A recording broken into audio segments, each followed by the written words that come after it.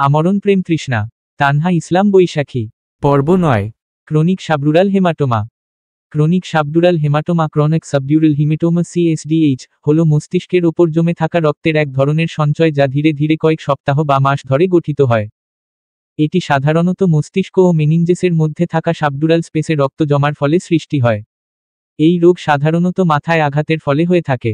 মাথায় আঘাত পেলে সেখানে ধীরে ধীরে রক্ত জমাট বাঁধতে থাকে এবং এই জমাট বাঁধা রক্ত মস্তিষ্কের উপর বিরূপ প্রভাব ফেলে চাপ সৃষ্টি করে, ধীরে ধীরে মস্তিষ্ক বিকল করে ফেলে। এ ধরনের রোগের উপসর্গ স্বরূপ রোগীর বিভিন্ন ধরনের সমস্যা হতে পারে। এর লক্ষণস্বরূপ তীব্র মাথা ব্যথা হয়, বমি হয়, ছোট ছোট বিষয় ভুলে যায় ও আচরণগত পরিবর্তন ঘটে।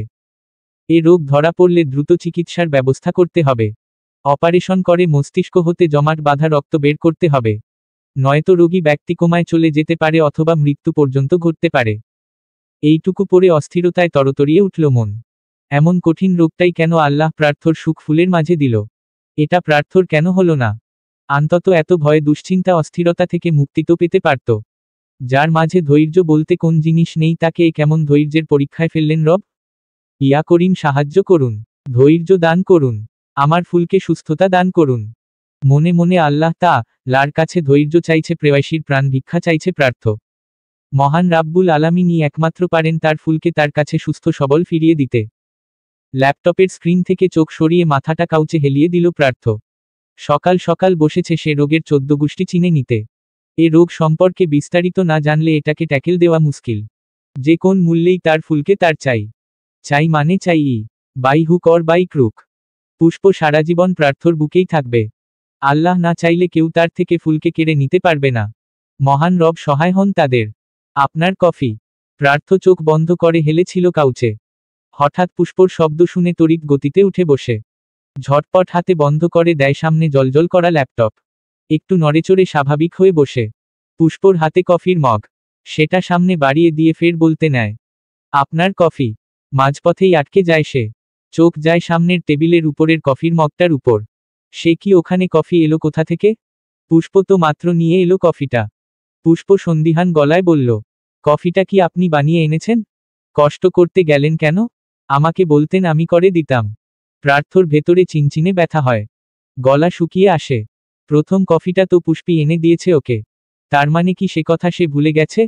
আল্লাহের থেকে বড় শাস্তি বোধ হয় আর মানুষের জন্য হতে পারে না। একসময় যদি প্রার্থকেই ভুলে যায় তখন কি করবে সে? মরে যাবে? নাকি প্রেমতৃষ্ণা নিয়ে বেঁচে থাকবে? না, হার ভাবতে পারে না প্রার্থ। এসব ভাবলেই ভেতর থেকে আউলিয়ে আসে। এভাবে ভেঙে পড়লে চলবে না, তাকে শক্তভাবে হ্যান্ডেল করতে হবে সব। কথা বলছেন না যে কি হয়েছে? পুষ্পর কথায় ধ্যান ছুটে গেল প্রার্থর। গলা খাকারি দিয়ে ভালো করে বসল কাউচে। হাত বাড়িয়ে পুষ্পকে কাছে ডাকল। পুষ্প কফিটা টেবিলে রেখে একটু কাছে এগিয়ে আসে। প্রার্থ তার খসখসে হাতের মুঠোয় পুষ্পর সুকোমল হাতটা চেপে ধরে আরো কাছে নিয়ে আসে। টেনে বসায় তার হাঁটুর উপর। দু হাতে কোমর জড়িয়ে ধরে বলে, কফিটা তুই এনেছিলি? পুষ্প অবাক হয়ে বলে, আমি এনেছি? কখন? আমি তো মাত্রই আপনাকে কফিটা দিতে এলাম। প্রার্থ কাষ্ঠ হাসে। সে হাসিতে প্রাণ নেই। সে প্রসঙ্গ বদলাতে চায়, বলে, বাদ দে, তুই আনা আর আমি আনা একই কথা। এখানে একটু বসে থাক, ভালো লাগছে। এখন বসে থাকতে পারবো না তো, নিচে কাজ আছে। প্রার্থ কঠিন চোখে তাকায়, গম্ভীর স্বরে বলে, কিসের কাজ? আজ এখন এই মুহূর্ত থেকে তোর সব কাজ বন্ধ। একটা কাজে হাত লাগাবি, বাবার বাড়ি পাঠিয়ে দেব। পুষ্প এক ভ্রু উঁচু করে বলে, আচ্ছা, হুমকি দিচ্ছেন? এরকম হুমকিতে কিন্তু আমি ভয় পাই না। ভয় পেলে আপনিই পাবেন। এখন চলেন বাবার বাড়ি রেখে আসেন, অনেকদিন হয় আব্বু আম্মুকে দেখি না। নিজের পায়ে নিজেই কুড়াল মারল প্রার্থ। তার বোঝা উচিত ছিল পুষ্প বাবার বাড়ি গেলে ছটফট করবে সে নিজে। শাস্তিটা পুষ্পর জন্য হবে না, শাস্তিটা হবে তার নিজের জন্য।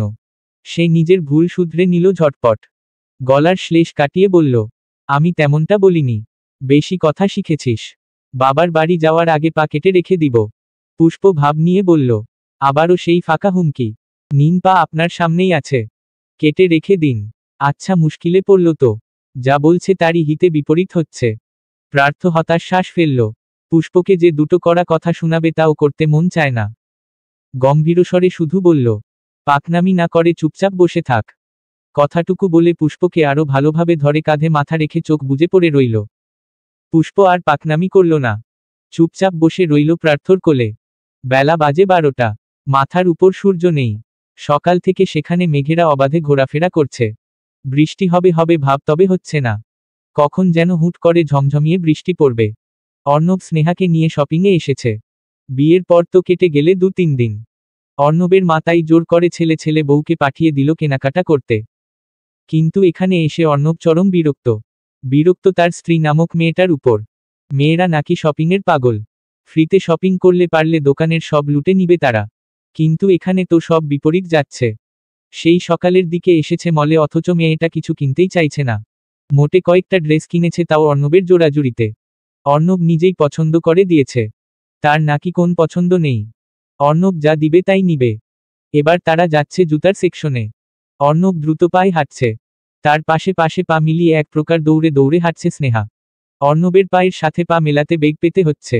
সেদিকে অর্ণবের খেয়াল নেই। হাতে 3টে শপিং ব্যাগ নিয়ে চোখে সানগ্লাস পরে হেঁটে যাচ্ছে সে। হঠাৎ একজন লোকের সাথে সামান্য ধাক্কা লাগলো স্নেহার। লোকটা না দেখার ভান করে চলে যায়। কিন্তু দাঁড়িয়ে যায় স্নেহা। বা হাত দিয়ে ডান হাতের বাহু ঘষতে থাকে। ধাক্কা সামান্য হলেও ব্যথা পেয়েছে হাতে। অর্ণব বুঝল সাথে স্নেহা নেই। সে তড়িৎ পেছনে ঘুরে তাকায়। দেখে স্নেহা হাত ডলছে। পেছনে লোকটাকে যেতে দেখে বুঝল ধাক্কা লেগেছে। অর্ণব এগিয়ে এসে বলল, কি হয়েছে? ধাক্কা লেগেছে? বেশি ব্যথা পেয়েছ? সরি। স্নেহা বিস্ময় নিয়ে শুধায়, আপনি কেন সরি বলছেন? আমার তোমাকে সাথে নিয়ে হাঁটা উচিত ছিল। এবার এসো। সামনে আরো ভিড়। আমার সাথে সাথে চলো। অর্ণব আর স্নেহার আসার অপেক্ষা করল না। এগিয়ে গিয়ে হাত বাড়িয়ে হাত ধরল। স্নেহার নরম তুলতুলে আঙ্গুলের ফাঁক গলে অর্ণবের খসখসে হাত খুব সহজেই জায়গা করে নিল। যত্ন সহকারে ধরে এগিয়ে গেল সামনে। স্নেহা মাথা উঁচু করে বিমুগ্ধ চোখে তাকিয়ে থাকে সুদর্শন ছেলেটার দিকে। তাদের মাঝে স্বামী স্ত্রীর মতো খুব স্বাভাবিক একটা সম্পর্ক না থাকলেও মোটামুটি একটা পর্যায়ে আছে। আর অর্ণব যা কেয়ারিং হাজবেন্ড, তাতে করে স্বাভাবিক সুন্দর একটা সম্পর্কে অবতরণ করতে খুব একটা সময় লাগবে না। একটু ধৈর্য ধরলেই সব ঠিক হয়ে যাবে। দুপুরের খাওয়া দাওয়ার পাট চুকিয়ে রুমের দিকে যাচ্ছে প্রার্থ। আজ সারাদিন বাড়িতেই ছিল সে। সকাল থেকে আকাশটা গুমট বেঁধে আছে বলে পূর্ণিমা বেগম আর ছেলেকে বাহিরে বের হতে দেননি। ছেলের জ্বর নিয়ে প্রচুর চিন্তা বৃদ্ধার। প্রার্থও তার এই আদেশগুলো যথাযথ পালন করার চেষ্টা করে। আজ অবশ্য আরও একটা কারণে সে বাড়িতে আছে।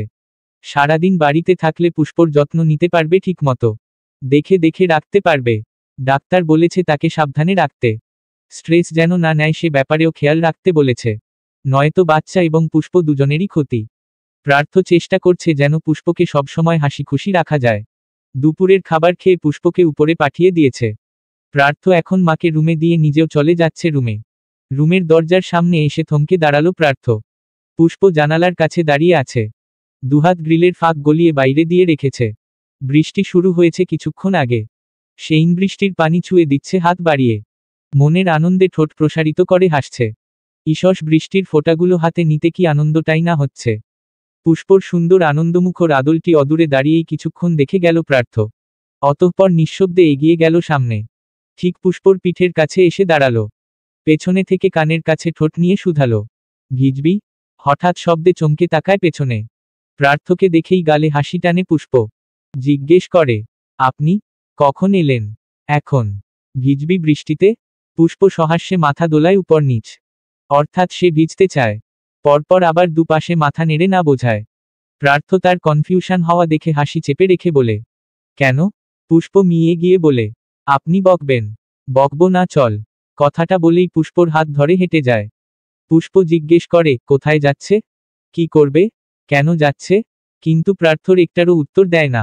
চুপচাপ হেঁটে চলে। সিঁড়ির সামনে এসে দাঁড়িয়ে যায় সে। হুট করে পুষ্পকে কোলে তুলে সিঁড়ি ডিঙিয়ে উপরে উঠে যায়। পুষ্প ভাবে প্রার্থ বোধ হয় তাকে একা নামিয়ে দিবে ছাদে ভেজার জন্য, কিন্তু তাকে ভুল প্রমাণ করে প্রার্থ নিজেরও দাঁড়িয়ে পড়ে বৃষ্টির মাঝে। পুষ্প বিস্মিত হয়ে বড় বড় চোখ করে বলে, এ কি করছেন? আপনি কেন ভিজছেন? নামান আমাকে, আমি একা ভিজতে পারবো। আপনি প্লিজ ভিজবেন না, আপনার জ্বর হবে। প্রার্থ পুষ্পকে নিচে নামিয়ে বলে, কিছু হবে না। হলে তুই আছিস না? তুই সেবা করবি। এতক্ষণ দুজনের শরীর ভিজে জুবুথুবু। এই নিয়ে দুবার প্রার্থকে বৃষ্টিতে ভিজতে দেখছে পুষ্প। ছেলেরা বৃষ্টিতে ভিজলে কি একটু বেশিই সুন্দর লাগে? নাকি তার ব্যক্তিগত পুরুষটাই একটু বেশি সুন্দর? প্রার্থর সৌন্দর্য পুষ্পকে আটকাতে পারল না। সে প্রার্থকে ঠেলে দিয়ে বলল, আপনি প্লিজ চলুন এখান থেকে। আমাদের কাউকে ভিজতে হবে না। সারাদিন বাড়িতে থেকে তাহলে কি লাভ হলো? এভাবে ভিজলে 104 জ্বরে ভুগবেন আপনি। আজকেই গা কাঁপুনি দিয়ে জ্বর আসবে দেখবেন। আপনি জানেন জ্বর হলে আপনার কি অবস্থা হয়? প্লিজ চলুন পার্থ ভাই। আপনাকে অসুস্থ অবস্থায় দেখতে আমার ভালো লাগে না। পুষ্প কথা বলে যাচ্ছে পার্থকে এখান থেকে নিয়ে যাওয়ার জন্য। কিন্তু তার সেদিকে খেয়াল নেই। তার চোখ আটকে আছে ওই কোমলমতি ঠোঁট জোড়ার দিকে, যেটা অনবরত নেড়ে নেড়ে কথা বলছে সে। বৃষ্টির পানিতে ধুয়ে মুছে যাওয়া গোলাপ রাঙা ওষ্ঠ জোড়া বড্ড আকৃষ্ট করছে তাকে। সে ধীরে এগিয়ে যায় সেদিকে। হঠাৎ তার এগিয়ে আসা দেখেই থেমে যায় পুষ্প। পার্থ আরেকটু এগিয়ে গিয়ে তাদের মাঝের সমস্ত দূরত্ব ঘুচিয়ে দিয়ে পুষ্পর সুকোমল ওষ্ঠপুটে নিজের মসৃণ অধর ডুবিয়ে দেয়। বৃষ্টির পানির সাথে ধুয়ে মুছে দিতে চায় ভেতরের সমস্ত দুঃখক্লেশ এবং ক্লান্তি। সেখানে খুঁজে পেতে চায় একটু শান্তি। মন চাইছে সময়টা এখানেই থেমে যাক। দুঃখগুলো এখানেই বিনাশ হোক। সুখগুলো এসে ধরা দিক তাদের হাতের মুঠোয়। হারানোর ভয় নামক ভীতি থেকে মুক্ত হোক সে। কিন্তু এসবের কিছুই হয় না। খানিকক্ষণ বাদে পার্থ সরে আসে। কপাল ঠেকায় পুষ্পর কপালে। তার ছোট সুন্দর মুখটা নিজের দুহাতের আজলায় পুরে পার্থ বলে, আমার কিছু হবে না ফুল। তুই ঠিক থাকলেই আমি ঠিক। তোর সুখে আমার জান কুরবান। পুষ্প কপাল উঠিয়ে তাকায় পার্থর চোখে। সে চোখে তাকিয়ে থেকেই বলে, জান তো চাই না, আমার তো আপনাকে চাই। পার্থ তার মসৃণ কপালে চুমু খেয়ে বলে, তাহলে এই আমিটাই আমার ফুলের নামে কুরবান। বিকেল 3টা। প্রিয়ার কলেজ ছুটি হয়েছে অনেকক্ষণ। কিন্তু এখনো বাসায় যেতে পারছে না সে। কলেজের গেট মারিয়ে গেটের সামনে আসতেই শুরু হলো তুমুল বর্ষণ। প্রিয়া দৌড়ে গিয়ে দাঁড়িয়েছে একটা টং দোকানের সামনে। এখনো বৃষ্টি কমার নাম নেই। এদিকে রিক্সাও পাচ্ছে না একটাও। দাঁড়িয়ে থাকতে থাকতে পা ব্যথা হওয়ার উপক্রম। ঠিক তখনই পায়ের সামনে এসে একটা রিক্সা থামল। প্রিয়া ভরকে যায় এতে। সামনে তাকাতে দেখে অন্তহুট তোলা রিক্সার ভেতরে বসে। বৃষ্টিতে অর্ধেক শরীর ভিজে গেছে। ভার্সিটি থেকে ফিরছিল বোধ হয়। সে মাথাটা একটু বের করে প্রিয়ার উদ্দেশ্যে বলল, প্রিয়া উঠে আয়। প্রিয়া উঠে না। দুপাশের জামা খামচে ধরে দুহাতে। প্রিয়ার এত সাহস নেই যে একই রিকশায় অন্তর পাশাপাশি গায়ের সাথে গা মিলিয়ে বসে যাবে। এমনিতেই নতুন সব অনুভূতির জোয়ারে ডুবে মরছে সে। আরেকটু ডুবতে গেলে নির্ঘাত মৃত্যু। প্রিয়া যাবে না বলো পণ করল। মুখ অন্যদিকে ঘুরিয়ে বলল, তুমি যাও, আমার যেতে দেরি হবে। কাজ আছে। অন্ত সন্দিহান দৃষ্টিতে তাকিয়ে শুধায়, কি কাজ? প্রিয়া বানিয়ে বানিয়ে বলে, ওই একটা বন্ধু আসবে। ওর থেকে কিছু জরুরি নোটস নিতে হবে।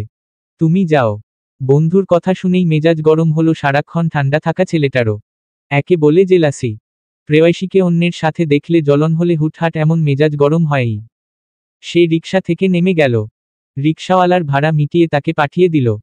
অর্ধভেজা শরীর বৃষ্টির ছাটে এবার পুরোপুরি ভিজে গেল। মাথার চুলগুলো লেপ্টে রইল কপালে। সেখান থেকে বৃষ্টির পানির মতোই টুপোটুপ করে পানি পড়ছে। দেখতে বেশ সুন্দর লাগছে। প্রিয়া হা করে তাকিয়ে আছে অন্তর দিকে। ও কি বলল আর ও কি করল সেটা ভেবেই কুল পাচ্ছে না সে। অন্ত এসে প্রিয়ার ঠিক পাশে এসে দাঁড়িয়ে বলল, তোর ফ্রেন্ডকে জলদি আসতে বল। একসাথে বাসায় ফিরব। প্রিয়ার মেজাজ চটল। দাঁত খিচে বলল, তুমি পাগল? গাড়ি ছেড়ে দিলে কেন? এখন কোন রিকশা পাবে তুমি? আমি বলেছি আমাকে সাথে নিয়ে চলো। আমি কি একা বাড়িতে যেতে পারবো না? আমি কখন বললাম একা যেতে পারবি না? আমি বলেছি আমি তোর সাথে যাব। রিকশা নেই তো কি হয়েছে? হেঁটে যাব। প্রিয়ার আগে দুঃখে টং দোকানের ছায়াতল ছেড়ে দিল। ভরা বৃষ্টির মাঝেই হাঁটা দিল সামনে। অন্ত ঠোঁট কামড়ে হেসে এগিয়ে যায় সেদিকে। পেছনে থেকে ডেকে শুধায়, কিরে তোর বন্ধু আসবে না তোকে নোটস দিতে? প্রিয়া চেঁচিয়ে উঠে, না আসবে না। মিথ্যে বলেছি আমি। এবার যাও, আমি একা একাই যাব। প্রিয়া ভিজে জুবুথুবু। সেই ভিজতে ভিজতেই এগিয়ে গেল। অন্ত দ্রুত তার কাছে গিয়ে ভেজা হাতের আঙ্গুলে হাত গুজে দিল। আদেশ দিয়ে বলল, চুপচাপ চল। রাস্তায় বখাটেদের অভাব নেই। ভেজা শরীরে রাস্তায় বেশিক্ষণ থাকা যাবে না। অন্তর কণ্ঠটা একটু অন্যরকম শোনালো। একদম গম্ভীর টাইপ। প্রিয়া আর কিছু বলার সাহস পায় না। সত্যি শরীর ভেজা, তার উপর কলেজ ড্রেসটাও সাদা। রাস্তায় বখাটেদের লোভাতুর দৃষ্টির শিকার হবে না তার কোন গ্যারান্টি নেই। প্রিয়ার নিজের উপর রাগ হচ্ছে। এত ঢং করতে বলেছিল কে? তখন রিকশায় গেলে কি হতো? সেই তো অন্তর সাথেই যেতে হচ্ছে, তাও হাতে হাত রেখে।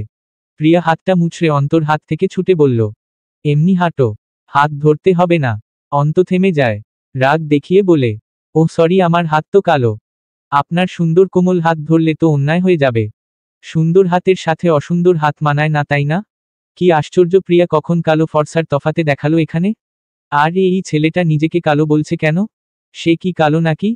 শ্যামবর্ণের সুদর্শন মানুষকে যে কালো কুৎসিত বলে আখ্যায়িত করবে তার মতো বোকা এই পৃথিবীতে নেই।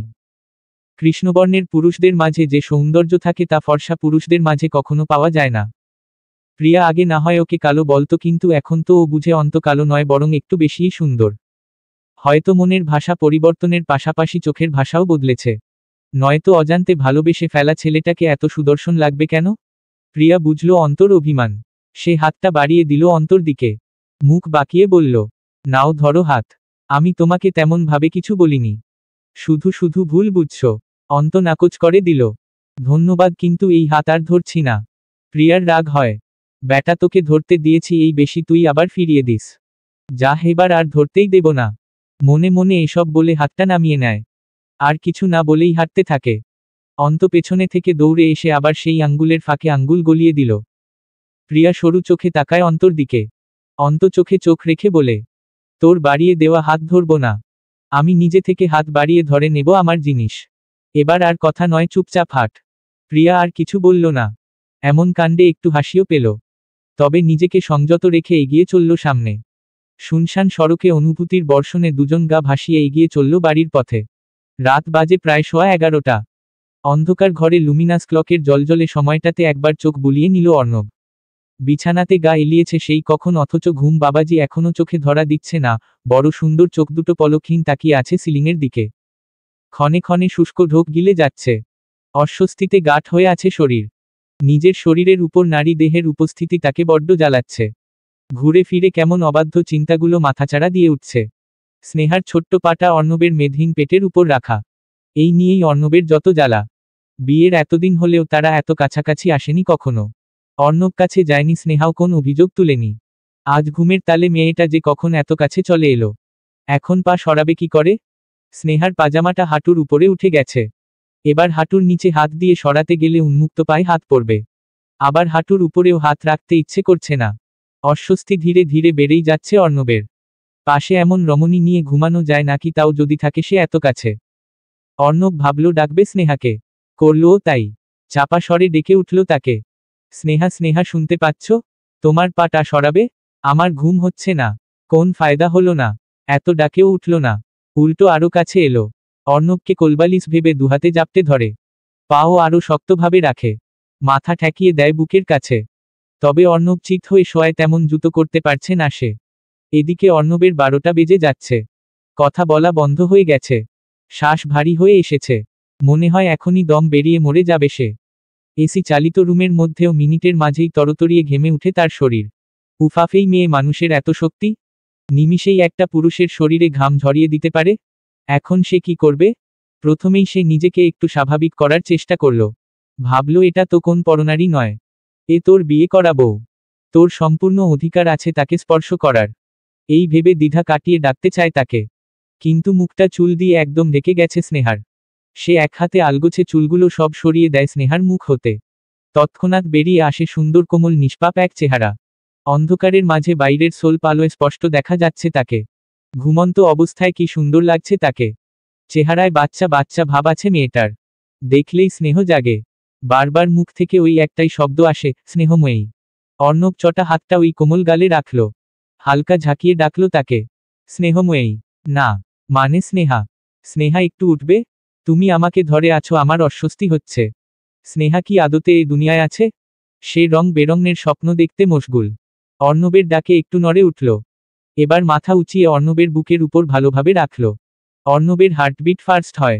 স্নেহময়ী কি শুনতে পাচ্ছে হৃদয় গতি? হয়তো শুনতে পাচ্ছে, কিন্তু মস্তিষ্ক ধারণ করতে পারছে না। কিন্তু অর্ণব তো স্পষ্ট বুঝতে পারছে তার হার্টটা আর তার সাথে নেই। একা একাই কেমন জোরে ব্রিথ করছে দেখো। গলা কাটা মুরগির মতো ভেতর ভেতর ছটফট করলেও বাহিরে সে স্বাভাবিক। সে তুতলিয়ে আরেকবার ডাকল, স। স্নেহা, শুনছ? স্নেহা শুনল কিনা বোঝা মুশকিল, তবে মুখ ফুটে অস্পষ্টে কিছু বলল। আপনি অন্য কাউকে ভালোবাসেন। আমাকে কেন বাসেন না অর্ণব? আমার কষ্ট হয়। আমাকে কবে একটু ভালোবাসবেন? অর্ণব থমকে যায়। হার্ট বিট করা মিস করে দেয়। মেয়েটা কি এটা সজ্ঞানে বলল নাকি স্বপ্নে? তবে যাই হোক, কথাগুলো শুনে একটু হাসি পেল অর্ণবের। একটু লজ্জা সুলভ ভাব ফুটিয়ে কোনোমতে বলল, এভাবে ধরে রাখলে ভালোবাসতে বোধ হয় সময় লাগবে না স্নেহময়ী। প্রিয়া অস্থির পায়ে অন্তর দরজার সামনে এসে দাঁড়ালো। দরজায় টোকা দিবে কি দিবে না করে করে টোকা দিয়েই ফেলল। মিনিট কয়েকের মাথায় অন্ত এসে দরজা খুলে দাঁড়ায়। চুলগুলো উস্কো খুস্কো হয়ে আছে, নাকের ডগাটা লাল হয়ে আছে, চোখও লাল লাল দেখাচ্ছে। বোধ হয় মাত্রই শুয়েছিল। সে এত রাতে প্রিয়াকে দেখে বলল, তুই এখানে? এত রাতে কি চাই? গম্ভীর স্বরের কথা শুনে চোখ মুখ কুঁচকে ফেলল প্রিয়া। মুখ বাঁকিয়ে কিছু বলবে তার আগেই অন্ত জব্বর একটা হাঁচি দিল। প্রিয়া আঁতকে উঠে হঠাৎ হাঁচিতে অন্তর হাতের রুমালটা নাকে চেপে ধরল।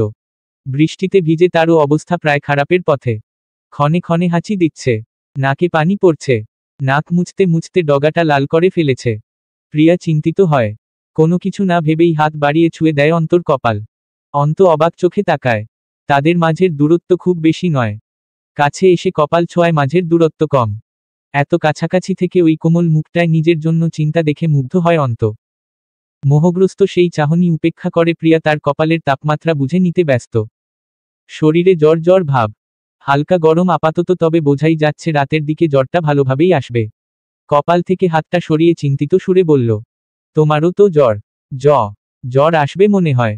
অন্তর চাহনিতে হঠাৎ চোখ পড়তেই তুতলে যায় প্রিয়া। ওভাবে তাকিয়ে থাকার কি আছে? কপালটাই তো ছুঁয়েছে। সে এদিক ওদিক তাকিয়ে হালকা কেশে বলল, এভাবে তাকাবে না তো, অন্যদিকে তাকাও। অন্ত চোখ নামিয়ে নেয়, ঠোঁট কামড়ে হাসল একটু, বুকের কাছে দুহাত ভাঁজ করে বলল, আচ্ছা তাকাবো না, শুধু দেখব। এখন বল কি চাই এত রাতে? প্রিয়া এবার আসল কথায় আসতে চায়। পীড়িতির কথা শোনার সময় আছে নাকি এখন? কিন্তু সে অন্তর দিকে আর তাকালো না। নিচে তাকিয়েই বলল, পার্থ ভাইয়ের তো জ্বর এসেছে। বাকি কথা বলার আগেই অন্ত বিচলিত হয়ে বলল, কি বলিস? ভাইয়ের জ্বর এলো কি করে? বৃষ্টিতে ভিজেছে নাকি? হ্যাঁ, বুবু বলল আজ ভিজেছে দুপুরের পর। এখন তো গা কাঁপিয়ে জ্বর এসেছে। তুমি তো জানোই ভাইয়ের জ্বর কেমন। বুবু বড় আম্মুকেও জানাতে দিল না। এই রাতটুকুতে তাকে আর টেনশন দিতে চায় না। মেডিসিনও দেখলাম সব শেষ হয়ে গেছে। তোমার কাছে প্যারাসিটামল হবে? অন্ত একটু ভেবে বলল, আমার কাছে তো নেই, থাকলে আমিই খেতাম। এখন কি করি? একটা কাজ করবে? আমি পার্থ ভাইয়ের গাড়ির চাবিটা এনে দেই, তুমি সামনের রিয়াজুল আঙ্কেলের ফার্মেসি থেকে ওষুধগুলো নিয়ে এসো। আঙ্কেলের দোকান 12টা অবধি খোলা থাকে। এখন খোলা আছে, নিয়ে এসো। অন্ত মাথা নাড়িয়ে বলল, ঠিক আছে, চাবিটা আনো, আমি নিয়ে আসছি। সম্মতি পেয়ে প্রিয়া এক দৌড়ে চলে যায় চাবি আনতে। মিনিটের মাথায় গাড়ির চাবিটা নিয়ে হাজির হয় সামনে। অন্ত চাবিটা নিয়েই বেরিয়ে পড়ল। কিছু বললও না প্রিয়াকে। এটা দেখে বোধ হয় একটু মন খারাপও হলো তার। বেশ অনেকক্ষণ হয়ে যায়, তবে অন্ত এখনো ফিরছে না। এতক্ষণ তো লাগার কথা না। এই তো 5 মিনিটের রাস্তা, অথচ 20 মিনিট হতে চলল, অন্তর খবর নেই। ঠিক আছে তো ছেলেটা? ওরও তো জ্বর জ্বর ভাব শরীরে। এই অবস্থায় বাইরে পাঠানো কি ঠিক হলো? যদি খারাপ কিছু ঘটে যায়? অজানা শঙ্কায় মন থিতিয়ে আসে প্রিয়ার। ভয় ক্রমশ বাড়তেই থাকে। এত দেরি করছে কেন অন্ধের বাচ্চা? প্রিয়াকে কি হার্ট অ্যাটাক করিয়ে মারতে চায় নাকি? সে অস্থির পায় করিডোরের এদিক থেকে ওদিক পায়চারি করে যাচ্ছে। মনে মনে আল্লাহকে স্মরণ করছে, আল্লাহ এইবারের মতো অন্ধটাকে সহিসালামত ফিরিয়ে দাও। এরপর আর কখনো এত রাতে কোথাও পাঠাবো না। প্লিজ ফিরিয়ে দাও। আমার মন কেমন করছে। মনে মনে প্রার্থনা করার সাথে সাথেই বাইরে থেকে গাড়ির আওয়াজ শুনতে পেল। বুকে হাত রেখে ভয়ের শ্বাসটা বের করে দিল বাইরে। অস্থির চিত্তে চপল পায়ে দৌড়ে গেল নিচে। আগেই দরজা খুলল না। দরজায় আসতে দুটো টোকা পড়লে ঝটপট খুলে ফেলল সেটা। অন্তকে দেখে শান্ত হলো চোখ দুটো। তবে চিন্তাবশত যে রাগ হলো সেটা উগলে দিল অন্তর উপর। খ্যাক করে বলে উঠল, কোথায় ছিলে তুমি? মাথায় সেন্স নেই? আসতে যেতে 10 মিনিটের রাস্তা তুমি 20 মিনিট পার করে ফেললে। আমার চিন্তা হয় না? তোমার জন্য যে কেউ অপেক্ষা করছে সে খেয়াল আর বলতে দিল না। অন্ত এগিয়ে এসে প্রিয়ার কোমল ঠোঁট চেপে ধরল হাতে। কাছাকাছি থেকে বলল, শশস আস্তে, সবাই উঠে যাবে। আমার জন্য এত চিন্তা কেন হচ্ছিল তোর? আমার জন্য অপেক্ষা করতে হবে কেন?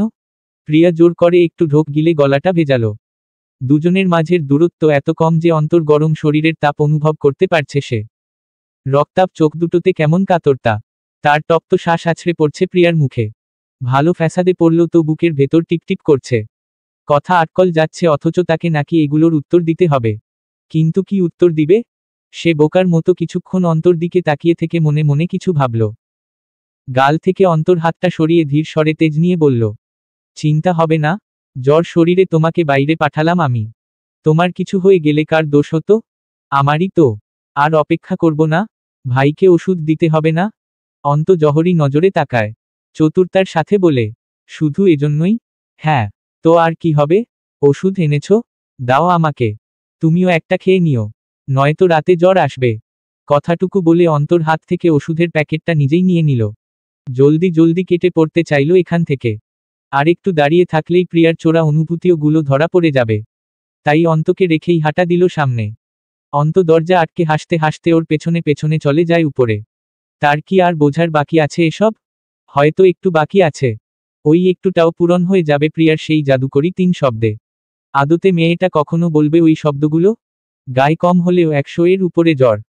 তাপমাত্রা দেখেই বোঝা যাচ্ছে জ্বরের তীব্রতা। গায়ে মোটা দুটো কাঁথা জড়িয়ে দিয়েছে প্রার্থর। অন্তর আনা ওষুধ পুষ্প খাইয়ে দিল প্রার্থকে। ওষুধের পাতাটা অন্তর হাতে বুঝিয়ে দিয়ে বলল, এখান থেকে তুই ওষুধ খেয়ে ঘুমিয়ে পড়। গায়ে জ্বর আসবে ভাইয়ের মতো। প্রিয়া তুইও রুমে চলে যা, অনেক রাত হয়েছে। সকালে কলেজে যেতে হবে তোকে। অন্তপ্রিয়া দুজন ভাইকে আরেকবার দেখে লক্ষ্মী বাচ্চার মতো কথা শুনে বেরিয়ে গেল রুম থেকে।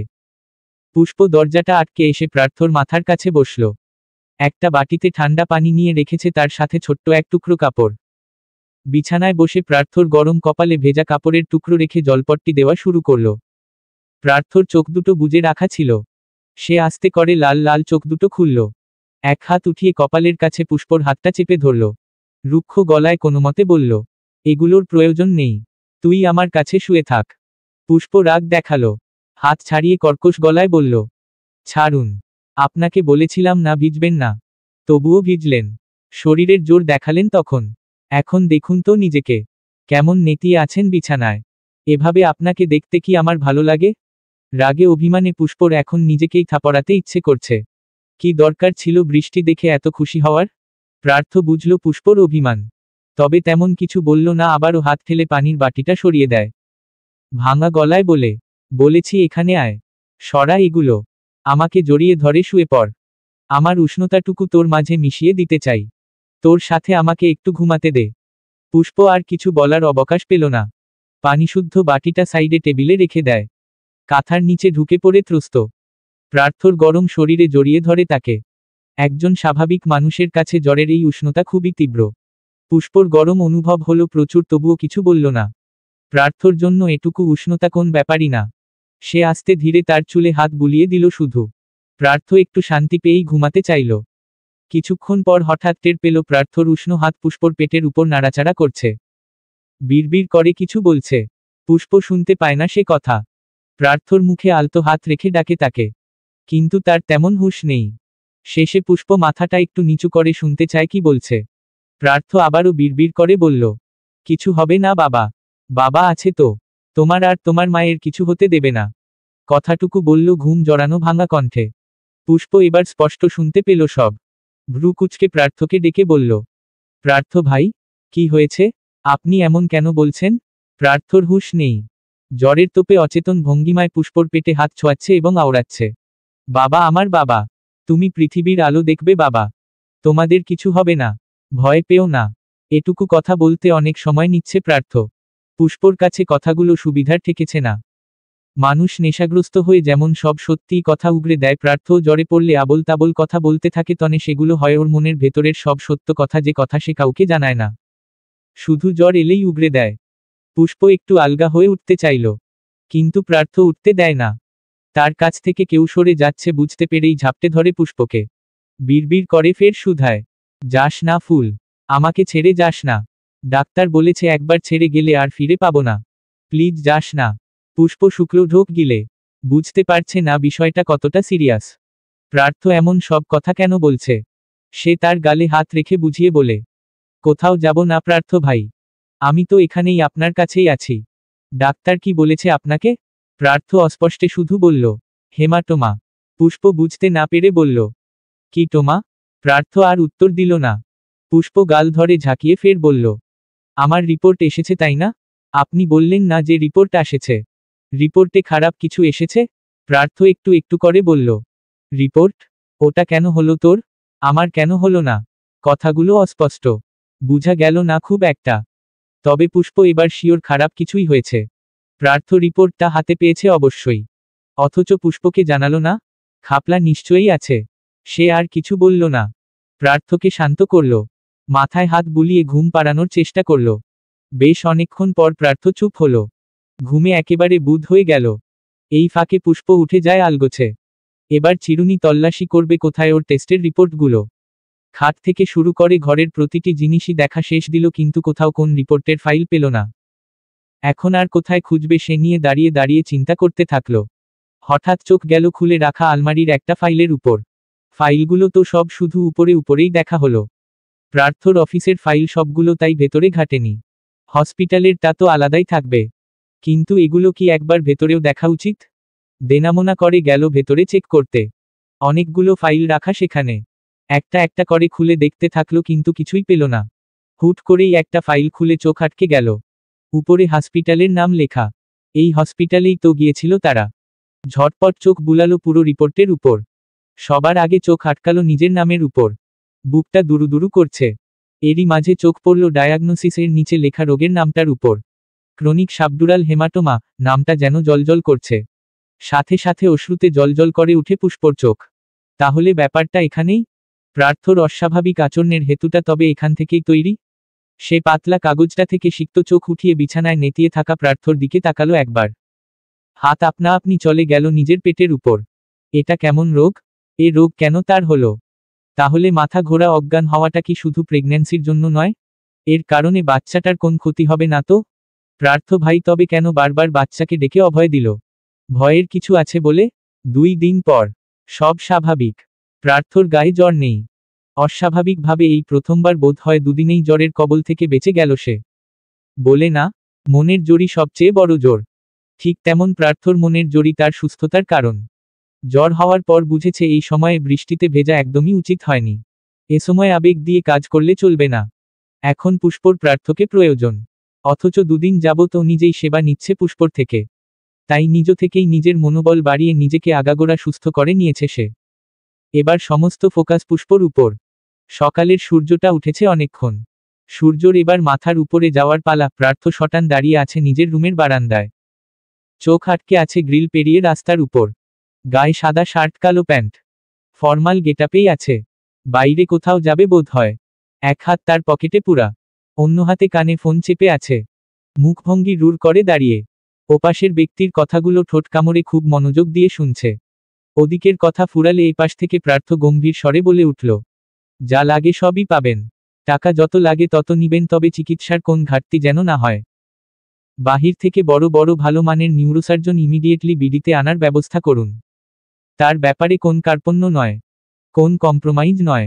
বেস্ট ট্রিটমেন্ট এনসিওর করুন ডক্টর। তাকে আমার সুস্থ স্বাভাবিক চাই। I want her at any কষ্ট। ওকে, থ্যাংক ইউ। টাকা আমি পাঠিয়ে দেব। রাখছি। ভারিক্কি স্বরে কথাগুলো শেষ করে ফোনটা পকেটে ঢুকালো প্রার্থ। বাইরে থেকে আসা বিশুদ্ধ হাওয়ায় দম নিল বুক ভরে। নিঃশ্বাস ছাড়ার সঙ্গে ছাড়ল কিছু অপ্রকাশিত বেদনা। যে বেদনা একান্ত নিজের মনে পুষে পুষে নিজেকে তিলে তিলে শেষ করে দিচ্ছে। আমি কি বাঁচব না প্রার্থ ভাই? হঠাৎ পরিচিতি নারী কণ্ঠের আওয়াজ কর্ণকুহর হতেই চমকে উঠে প্রার্থ। তড়িৎ পেছনে ঘুরে তাকায় সে। বেলকনির দরজায় পুষ্পকে দাঁড়িয়ে থাকতে দেখেই ঘাবড়ে যায়, এটা তো হওয়ার কথা নয়। ও কি ফোনে বলা কথা শুনেছে সব? প্রার্থ কয়েকটা ঢোক গিলে নিজেকে স্বাভাবিক করল। স্বভাবত প্রশ্ন করল, এরকম প্রশ্ন আসছে কোথা থেকে? পুষ্পর চোখ টলমলে। সে প্রার্থর প্রশ্নের জবাবে গেল না। ভেঙে আসা গলায় ফের প্রশ্ন ছুড়ল, বলুন না আমি আর বাঁচব না? আমার বাচ্চা এই দুনিয়ার আলো দেখবে না? প্রার্থর এবার নিজেকে অসহায় লাগছে। ভারী হচ্ছে শ্বাস প্রশ্বাস। এত লুকানো চুরানো কথাগুলো সে কি করে জানল? এবার কি হবে? কি করে সামাল দিবে? দুশ্চিন্তায় আবারও 2টো ঢোক গেলে কাপা কাপা স্বরে বলে, এসব কেন বলছিস? আমি সব জানি প্রার্থ। আপনি তবুও কেন লুকাচ্ছেন? কি করে জানলি? পুষ্প এবার তেড়ে আসে। প্রার্থর বুকে এলোপাথারি কিল ঘুষি দিয়ে হেঁচকি তুলতে তুলতে বলে, কি ভেবেছেন? এত বড় জিনিস আপনি লুকিয়ে যাবেন আমি কিছু টের পাবো না? আমাকে জানালেন না কেন আপনি? একা একা কেন ভুগছেন? কেন নিজের মাঝে চেপে রেখেছেন? আমার জানার অধিকার নেই? পুষ্পর কিল ঘুষি উপেক্ষা করে প্রার্থ তাকে নিজের বুকের মাঝে জড়িয়ে ধরল শক্ত করে। পুষ্প নড়াচড়া করতে করতে থেমে যায়। বেড়ে যায় কান্নার গতি। প্রার্থর বুকের কাছে শার্ট ভিজে যায় নোনা তরলে। পুষ্প দুহাতে খামচে ধরছে দুপাশে শার্টের অংশ। শঙ্কা জর্জরিত মায়ের মন নিয়ে ফের বলে উঠে, আমার বাচ্চার কিচ্ছু হবে না তো? ও ও আমার কোলে আসবে তো? আমি মরে যাব? আপনাকে রেখে চলে যাব? বলতে বলতেই দুহাতে শক্ত করে জড়িয়ে ধরে প্রার্থকে। যেন এখান থেকে সে যাবে না। তাকে প্রার্থর থেকে কেউ কোথাও নিতে পারবে না। দুদিন যাবৎ প্রার্থর থেকে ওর জানার খবর লুকিয়ে বুঝেছে একা একা বুকের ভেতর ভয় পেষণ করা কত কঠিন। আজ সে সুস্থ বলে আর চুপ থাকতে পারল না। সব দুর্বিষহ ব্যথা ঠোঁট ফুঁড়ে বেরিয়ে এলো। অথচ প্রার্থ কতদিন ধরে একা একাই সব সহ্য করছে। ভাবতেই আরো হেঁচকি তুলে কাঁদে পুষ্প। প্রার্থ যথাসম্ভব নিজেকে শান্ত রাখে। কারণ সে স্বাভাবিক না থাকলে পুষ্পকে স্বাভাবিক করা যাবে না। বুকের ভেতর হতে পুষ্পর সুতনু কোমল মুখটা নিজের দুহাতের আজলায় পুরে তাকে সোজা করল। মুখোমুখি করে চোখে চোখ রেখে আশ্বাস দিল, এমন কেন ভাবছিস? সব ঠিক হবে। তোর কিছু হবে না। আমাদের বাচ্চারও কিছু হবে না। ওপরওয়ালা আছেন তো। তিনি এত নিষ্ঠুর নয়। তোকে আমার থেকে এত দ্রুত কেড়ে নিবে না সে। আমি ডাক্তারের সাথে কথা বলেছি তো। তিনি বলেছে সার্জারি করে জমাট বাঁধা রক্ত বের করে দিলেই তুই সুস্থ। দেশের বড় বড় নিউরোসার্জনদের আনা হবে তোর অপারেশনের জন্য। তুই সুস্থ হয়ে যাবি ফুল। প্লিজ নিজের মাঝে টেনশন নিস না। মস্তিষ্কে চাপ ফেলিস না। সমস্যা হবে। প্রার্থর হাতের তালু ভিজে যায় পুষ্পর চোখের নোনা জলে। মেয়েটা এখনো কাঁদছে। প্রার্থর রাখা হাতের উপর পুষ্প নিজের হাত রাখে। কান্না আটকে ভাঙা স্বরে বলে, সব দোষ আমার। আমি বলেছিলাম না আপনাকে আমার আমারণ প্রেমতৃষ্ণায় তৃষ্ণার্ত রেখে একদিন চলে যাব। অনেক দূর চলে যাব। কিন্তু বিশ্বাস করেন আমি এতদূর যেতে চাইনি। আমি চাইনি আপনি আমার এমন তৃষ্ণায় ভুগেন। যদি জানতাম তবে আপনাকে ভালোবাসার সুযোগই দিতাম না। নিজে থেকে পিছিয়ে যেতাম। যদি জানতাম আল্লাহ আমার শব্দগুলো এভাবে কবুল করবে তবে আমি কোনোদিনও এই শব্দগুলো উচ্চারণও করতাম না। আমাকে কেন চলে যেতে হবে প্রার্থ? আপনাকে পেয়েও কেন পাবো না বলুন তো? আমি কি এতটাই পাপী? আর কিছু বলতে দেয় না প্রার্থ। পুষ্পকে টেনে ফের নিজের মাঝে জড়িয়ে ধরল শক্ত হাতে। মাথার চুলের ভাঁজে চুমু দিয়ে বলল, এমন কথা আর একবারও বলবি না ফুল। আমি যতদিন বেঁচে থাকব তুই যতদিন বেঁচে থাকবি ঠিক ততদিন আমার জন্য তোর তৃষ্ণা আমরণ প্রেম তৃষ্ণা। এ তৃষ্ণা ফুরাবার নয়। কেন চলে যাওয়ার বাহানা দিচ্ছিস? পুষ্প হেঁচকি তুলে বলে, কিন্তু আমি যদি প্রার্থ আর বলতে দিল। পুষ্পকে আটকে দিয়ে নিজেই বলল, কিছু হবে না। মনোবল হারাস না। তুই ভেঙে পড়লে স্ট্রেস নিল তোর যেমন ক্ষতি আমাদের বাচ্চারও তেমন ক্ষতি। রোগ তো মানুষের হবেই। তাই বলে কি তার চিকিৎসা নেই? তুই সুস্থ হবি আমাদের বাচ্চাও আসবে পৃথিবীতে। শুধু তুই নিজেকে ঠিক রাখো। প্লিজ চুপ কর। মাথা ব্যথা করবে। রাতেও তীব্র ব্যথায় ঘুমাতে পারিসনি। আবার পুষ্পর মুখখানা দুহাতে তুলে উঁচু করে রিক্ত কপালে ঠোঁট ছুঁয়ে দেয় আশ্বাসবাণী দিয়ে বলে, মনকে শক্ত কর। সামনে তোকে অনেক লড়তে হবে। আমাদের সংসার আমরা অনেক দূর এগিয়ে নিয়ে যাব। পুষ্প কথাগুলো বুঝল কিনা বোঝা গেল না। তবে সে চুপ হয়ে গেল। প্রার্থ ফের তাকে টেনে বুকের মাঝে ফেলে রাখে। বেশ অনেকক্ষণ সময় বারান্দায় কাটল দুজনের। খুব নীরবে নিভৃতে চোখের জল ফেলে গেল পুষ্প। প্রার্থ ভেতর থেকে খুব শক্ত রইল। তার ভেতরে যে দ্বিগুণ ভয়। এ ভয় কারো সামনে প্রকাশ করা বারণ। দুজনেই সমান তালে ভয় পেলে কি করে চলবে? কাউকে তো স্ট্রং হতেই হবে, তবে না মুশকিল আসান হবে। মাথার উপরে থাকা রৌদ্র ঝাঁজ ক্রমশ হেলে পড়ছে পশ্চিমাকাশে। প্রিয়ার কলেজ ছুটি হলো সবে। গায়ে শ্বেত রাঙা কলেজ ড্রেস। লম্বায় কোমর অবধি চুলগুলো আজ দুপাশে বেনি করে সামনে এনে রেখেছে। সাথে গলায় ঝুলছে একটা পাতলা জর্জেটের ওড়না। প্রিয়া, শিফা ও আরও একজন মেয়ে একসাথে মাঠের মাঝখান দিয়ে হেঁটে যাচ্ছে গেটের পথে। সাথে সমান্তালে মুখ চলছে তিন বান্ধবীর। গল্প করতে করতে হাঁটার সময় হঠাৎ একটু দূর থেকে কেউ একজন প্রিয়া বলে ডেকে ওঠে। শব্দটা অল্প হওয়ায় প্রিয়া তেমন মনোযোগ দিল না। পরপর আবারও একই ডাক ভেসে আসে একটু জোরে। এবার থেমে যায় সে। এদিক ওদিক তাকিয়ে শব্দের উৎস খোঁজে। মিনিট দুয়েকের মাথায় ছিনসাম গড়নের একটা ছেলে পেছনে থেকে দৌড়ে এসে দাঁড়ায় তাদের সামনে। হাঁপিয়ে গিয়ে বড় বড় শ্বাস নেয় ছেলেটা।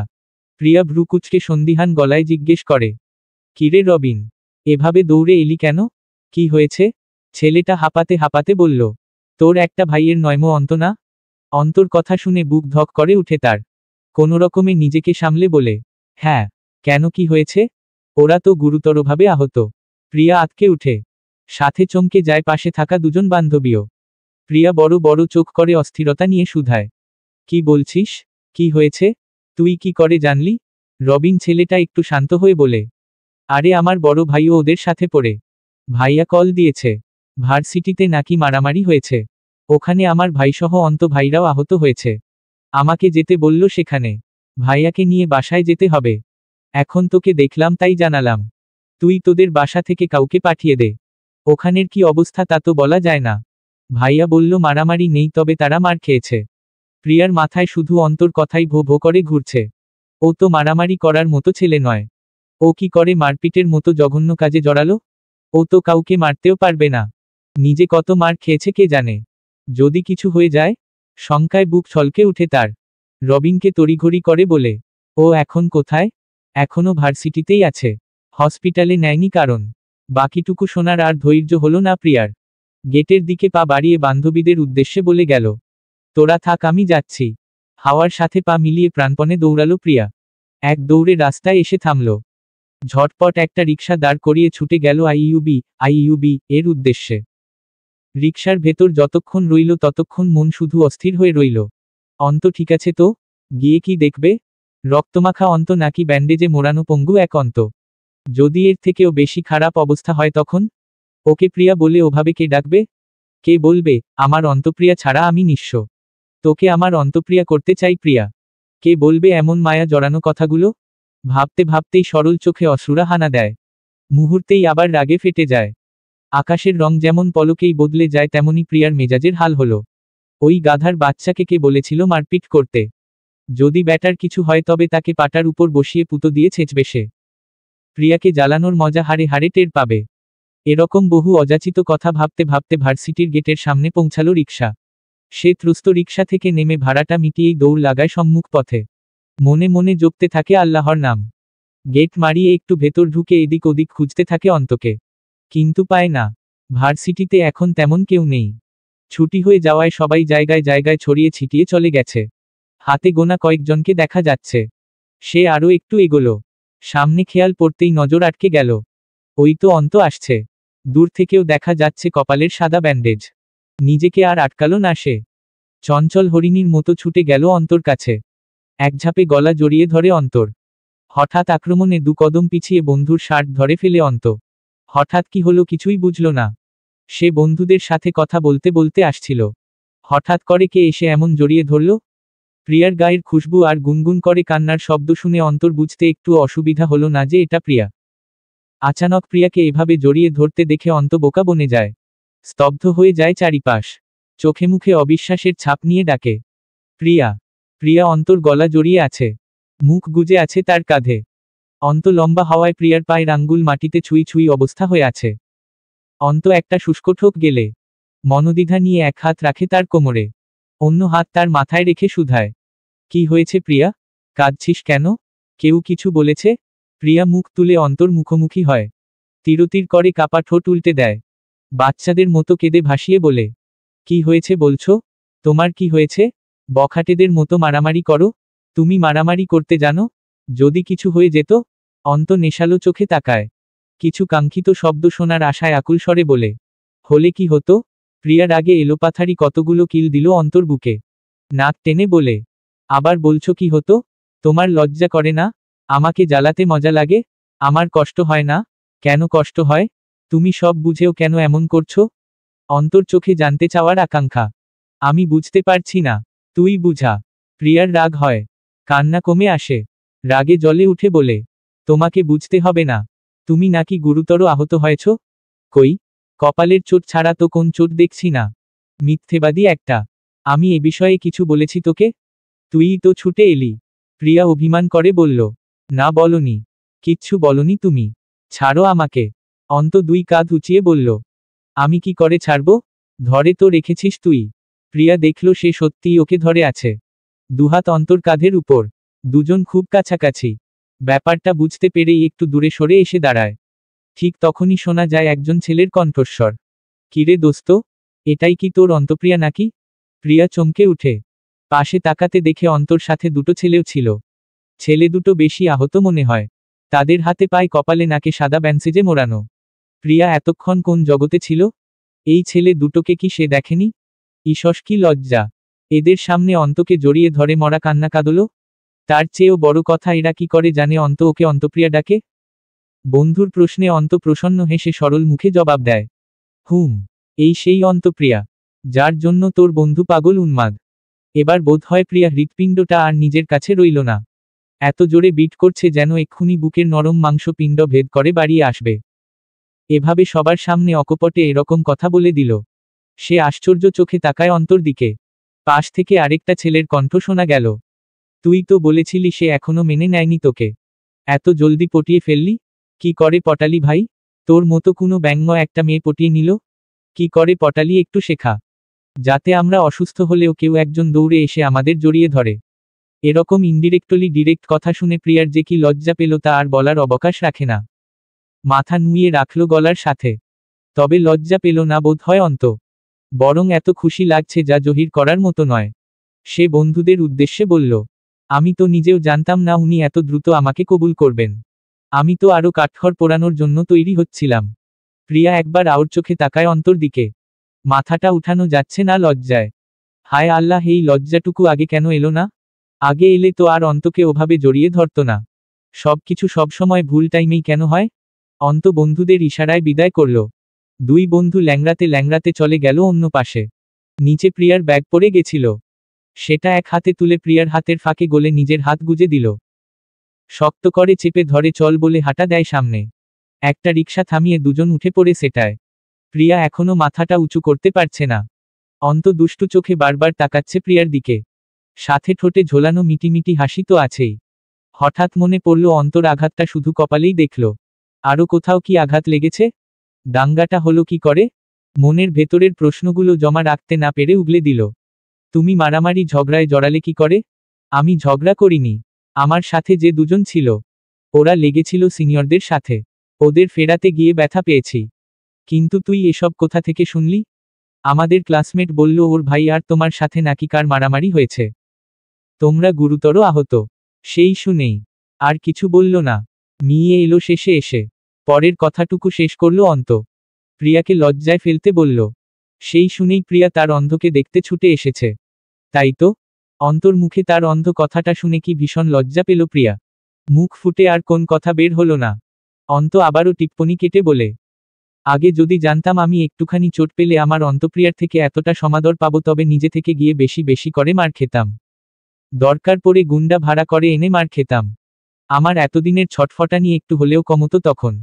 লজ্জায় শরমে প্রিয়র কান ঝালাপালা হয়ে যাচ্ছে। গরম ধোয়া উঠছে বোধহয় কান থেকে। এখন হয়তো প্রিয়ার কান বন্ধ করা প্রয়োজন, নয়তো ওই ছেলেটার দুষ্টু মুখ বন্ধ করা প্রয়োজন।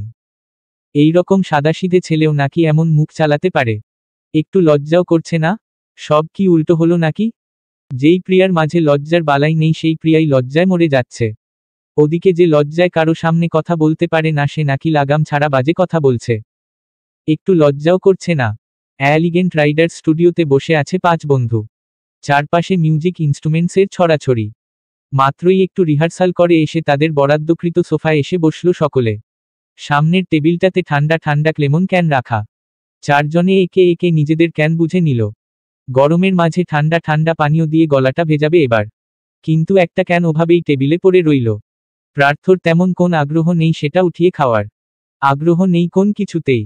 তার মন পড়ে থাকে নানান অযাচিত ভাবনাদের কাছে। এই এখনো কেমন করে বসে আছে।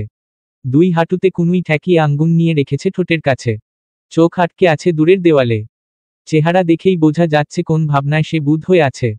বন্ধুর এমন মনমরা অনাগ্রহ ভাব দেখে 4 বন্ধু বিচলিত হলো। ওরা কয়েকদিন ধরেই খেয়াল করছে প্রার্থর কোন কিছুতেই তেমন মন নেই।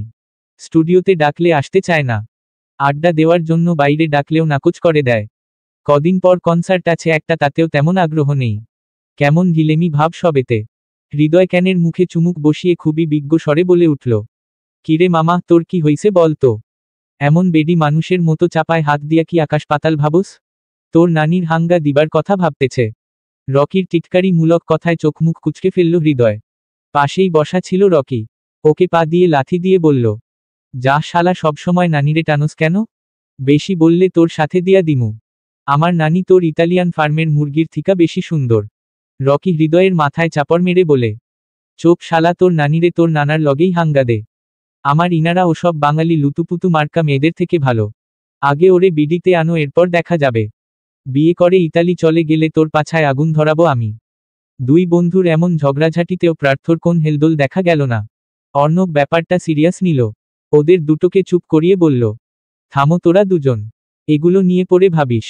এই প্রার্থ তোর কি হইছে? কোনো ব্যাপারে টেন্সড? প্রার্থ কিছুক্ষণ চুপ রইল। বাকি চারজন বেশ উৎসুক নজরে তাকিয়ে আছে তার জবাবের আশায়। একটু পরেই নিঃশ্বাস ছেড়ে সোজা হয়ে উঠে বসে প্রার্থ। এরপরই বলে উঠে এক অপ্রত্যাশিত বাক্য, আমি গান ছেড়ে দিব। এমন একটা অভাবনীয় কথা শুনে চমকে উঠে চারজন। কিছুক্ষণের জন্য স্তব্ধ হয়ে যায় সবকিছু। এটা কি তারা সত্যি শুনল? এত শখের কাজ ছেড়ে দিবে? মগের মুল্লুক পেয়েছে নাকি? কার্তিক শান্ত মাথার ছেলে। সে কাজ করে কুল এন্ড কাম স্টাইলে। তাই সবাই স্তব্ধ হয়ে গেলেও কার্তিক ঠান্ডা মাথায় প্রশ্ন ছুড়ল, কিছু হয়েছে প্রার্থ? হঠাৎ এ কথা কেন? যেখানে গান তোর প্রিয় শখ সেখানে ছেড়ে দেওয়ার কথা তো আসার কথা নয়। কি হয়েছে ঝেড়ে বল। প্রার্থ স্বাভাবিকভাবেই বলল, মন টানছে না। অর্ণব সন্দিহান দৃষ্টিতে তাকিয়ে বলল, মন টানছে না তোর? কিন্তু কেন? তুই নিজেও জানিস এখানে আসতে আমাদের কতটা জার্নি, কত কিছু সাফার করতে হয়েছে। একদিনে এ পর্যন্ত আসিনি। এখন যখন মানুষ আমাদের চায় তখন আমরা কেন ছাড়বো এটা? প্রার্থ একই টোনে বলল, আমি বলেছি আমি ছাড়ব, তোদের ছাড়তে বলিনি। হৃদয় নিজের মতো করে নিজের ভাষায় বলল, হ বাল, তুমি গান ছাড়বা আর আমরা তোমারে ছাড়া আই করে করে গান করব। তোর এইটা মনে হয় আমরা তোরে ছাড়া কনসার্ট করমু? অর্ণব এগিয়ে আসে, প্রার্থর কাঁধে হাত রেখে বলে, কি হইছে দোস্ত? আমাদের বল, কোন সিরিয়াস ইস্যু? কোন ঝামেলায় পড়ছিস? রাজীব কিছু করছে? কিন্তু ও তো জেলে। কি হইছে বল না ভাই। প্রার্থ মলিন স্বরে বলে উঠল, পুষ্প অসুস্থ। কথা শুনে চারজনেরই কপালে ভাঁজ পড়ল দ্বিগুণ। অসুস্থ মানে? কেমন অসুস্থ? কোন ধরনের রোগ হয়েছে? অর্ণব ফের শুধালো, লিটল প্রিন্সেস অসুস্থ? ও তো প্রেগন্যান্ট। এ সময় আবার কি হয়েছে? প্রার্থ সংক্ষেপে বলল সবকিছু। রোগ সম্পর্কে, রিস্ক সম্পর্কে, ডাক্তারের পরামর্শ, সবকিছুই বলল তাদের। এরকম কথা শুনে চারজনই বেশ বর্ষর ধাক্কা খেল। এতদিন হয়ে গেল ব্যাপারটার, অথচ প্রার্থ কাউকে জানালো না। এতদিন জানালেও তো ওরা একটু ভরসা দিতে পারত তাকে। এখন যে ভেঙে পড়ছে সে, এখন কি করবে ওরা? চারজনই তৎপর হলো বন্ধুকে ভরসার কাঁধ এগিয়ে দিতে। অর্ণব বলল, এভাবে ভেঙে পড়ছিস কেন? তুই ভেঙে পড়লে তোর ফুলকে কে দেখবে? রোগ হয়েছে, রোগের চিকিৎসাও আছে। ডাক্তার তো বলেছে সার্জারি করে জমাট বাঁধা রক্ত বের করলেই প্রিন্সেস সুস্থ। তাহলে এত চিন্তা করছিস কেন? গানই বা ছাড়ছিস কেন? এভাবে সব ছেড়ে ছুড়ে বসে থাকলে চলবে? প্রার্থ সোফায় মাথা এলিয়ে দেয়, চোখ দুটো বুজে রেখে বলে, জানি না আমি। আমার মন চাচ্ছে সব ছেড়ে দেই। গান বাজনার প্রতি আগ্রহ আমার আর নেই। ইচ্ছে করছে সারাদিন রবের দরবারে মাথা ঠুকে থাকি। সারাদিন প্রার্থনা করি, যে প্রার্থনায় আমার ফুল থাকবে, আমার বাচ্চা থাকবে। ওদের আমি হারাতে পারবো না। আমার শরীরের প্রতিটি রন্ধ্রে, প্রতিটি স্পন্দনে মিশে গেছে ও। ওকে ছাড়া এক সেকেন্ড চিন্তা করাও আমার জন্য মৃত্যু সমান। প্রতিটা মুহূর্তে মরণ যন্ত্রণার টের পাচ্ছি আমি। ওদের বুঝতে বাকি নেই যে বন্ধু কোন পরিস্থিতিতে আছে বর্তমানে। সবাই এগিয়ে এলো, প্রার্থর কাছাকাছি বসে বিভিন্ন কথা বলে তাকে সাহস দিল, মনোবল বাড়ানোর চেষ্টা করল, যাতে হার না মানে। প্রার্থ প্রসন্ন হাসে বন্ধুদের চিন্তিত বদন দেখে। তালে তালে তো মনের সব গোপন কথা বলে দিল বন্ধুদের। আর নয়, ওদের চিন্তা বাড়িয়ে লাভ নেই। প্রসঙ্গ বদলানো যাক। প্রার্থ নিজে মোকাবেলা করতে পারবে সবকিছু। শুধু শুধু কেন বন্ধুদের টানবে? এমন সময় টেবিলের উপর থাকা যান্ত্রিক ফোনটা ভো ভো শব্দে বেজে উঠল। সাথে জ্বলে উঠল ফোনের স্ক্রিন। সেখানে উপরেই জ্বলজ্বল করছে স্নেহময়ী নামটা। সকলের চক্ষু এখন সেখানেই তাক হয়ে আছে।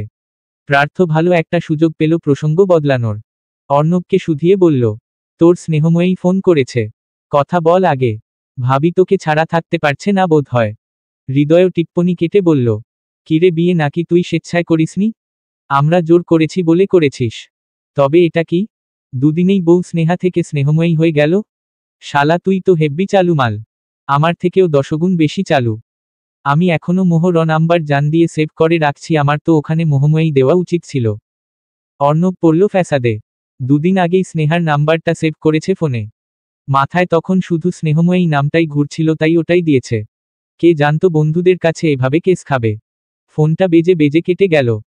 অর্ণব হৃদয়কে ধমক দিয়ে চুপ থাকতে বলে আবার ডায়াল করতে ফোনটা হাতে তুলে নিল। তখনই আবার বেজে উঠল যন্ত্রটা। এবার সঙ্গে সঙ্গে রিসিভ করে কানে দিল ফোনটা। তখন ওপাশ থেকে ভেসে এলো স্নেহার রিংরিংয়ে মিষ্টি গলার স্বর। হ্যালো অর্ণব। এই মেয়েটার মুখে অর্ণব নামটা শুনতে কেমন কেমন লাগে। অর্ণব ওর এত বড় তবুও অকপটে অর্ণব বলে দেয় মেয়েটা। হয়তো তীব্র কোন অধিকারবোধ থেকেই বলে। অর্ণব সাড়া দিয়ে বলল, হ্যাঁ বলো শুনছি। আপনি কোথায়? স্টুডিওতে। কেন কিছু লাগবে তোমার? যাওয়ার সময় নিয়ে যাব। স্নেহা চুপ রইল। ইতস্ততায় কিছু বলতে পারছে না। অর্ণব ধৈর্য ধরে রইল কথা শোনার জন্য। একটু পর স্নেহা ইতস্ততা খানিকটা কাটিয়ে বলল, আপনি এখনই বাড়িতে আসতে পারবেন? এখন? কেন? কি হয়েছে? আসলে বাড়িতে কেউ নেই। আব্বু আম্মু দাওয়াতে গেছেন। আমার ভয় করছে। অর্ণবের কপালে ভাঁজ পড়ল গোটা কতক। সন্দেহ নিয়ে শুধালো, আব্বু আম্মুর তো তোমাকে নিয়ে যাওয়ার কথা ছিল। তুমি যাওনি? স্নেহা অপরাধীর ন্যায় মিনমিন করে বলে, আসলে শরীরটা ভালো লাগছিল না, এজন্য যাইনি। ভাবলাম বাড়িতেই একটু রেস্ট নেই। কিন্তু এখন অনেক ভয় করছে। আপনাদের বাড়িটা অনেক বড়। আমার কেমন অদ্ভুত লাগছে। আপনি কি একটু আসবেন? অর্ণব পড়ল বিপাকে। এদিকে বন্ধু ওদিকে বউ। বন্ধুর এই অবস্থায় তাকে ছেড়ে যেতে ইচ্ছে করছে না। ওদিকে আবার পেয়েছে একটা বউ কথায় কথায় ভয় পায় বাচ্চাদের মতো মিয়ে থাকে সব সময়। কে জানে একলা রুমে বসে বসে ভয় কাঁদছে কিনা। অর্ণব ঠোঁট কামড়ে কিছুক্ষণ ভাবল। আরেকবার শিওর হতে বলল, এখনই যেতে হবে? সন্ধ্যায় গেলে হবে না? বেশি ভয় করছে। স্নেহার এখন কান্না চলে আসছে। কোনোমতে নিজেকে সংযত রেখে বলল, বাড়ির পেছনের দিক থেকে কেমন আওয়াজ আসছে। আমার একা এত বড় বাড়িতে থাকার অভ্যেস নেই, এজন্য বেশি ভয় হচ্ছে। আপনি ফ্রি হলে আসিয়েন, আমি অপেক্ষা করব। অর্ণব একবার প্রার্থর দিকে তাকালো। প্রার্থ চোখের ইশারায় বোঝালো যা এখন ওর তোকে প্রয়োজন। অর্ণব ইশারা বুঝে স্নেহাকে বলল, ঠিক আছে আমি আসছি। তুমি ভয় পেও না। দরজা লক করে ঘরে বসে থাকো। ফোনে কিছু দেখতে থাকো। এমনিতেও বাড়িতে কেউ ঢুকবে না। থাকো, আমি পৌঁছাচ্ছি কিছুক্ষণের মধ্যে। কথাটুকু বলে এপাশ থেকে ফোন কেটে দেয় সে। উঠে দাঁড়িয়ে বলে, আমাকে যেতে হচ্ছে। ও ভয় পাচ্ছে একা বাড়িতে। প্রার্থ তুই চিন্তা করিস না। সব ঠিক হয়ে যাবে। আমি আমার পরিচিত ডাক্তারের সাথেও আলাপ করে তোকে জানাবো। ইনশা আল্লাহ প্রিন্সেসের কিছু হবে না। প্রার্থ মাথা নাড়িয়ে সম্মতি জানায়। অর্ণব চলে যায়। দরজার সামনে যেতেই পেছনে থেকে ডেকে উঠে প্রার্থ। ডাক শুনে প্রশ্নাত্মক দৃষ্টিতে পেছনে তাকালে প্রার্থ বলে উঠে, বাড়িতে কেউ নেই। বউ একা একা ভয় পাচ্ছে। আজ একবার হানিমুন হওয়া চাই দোস্ত।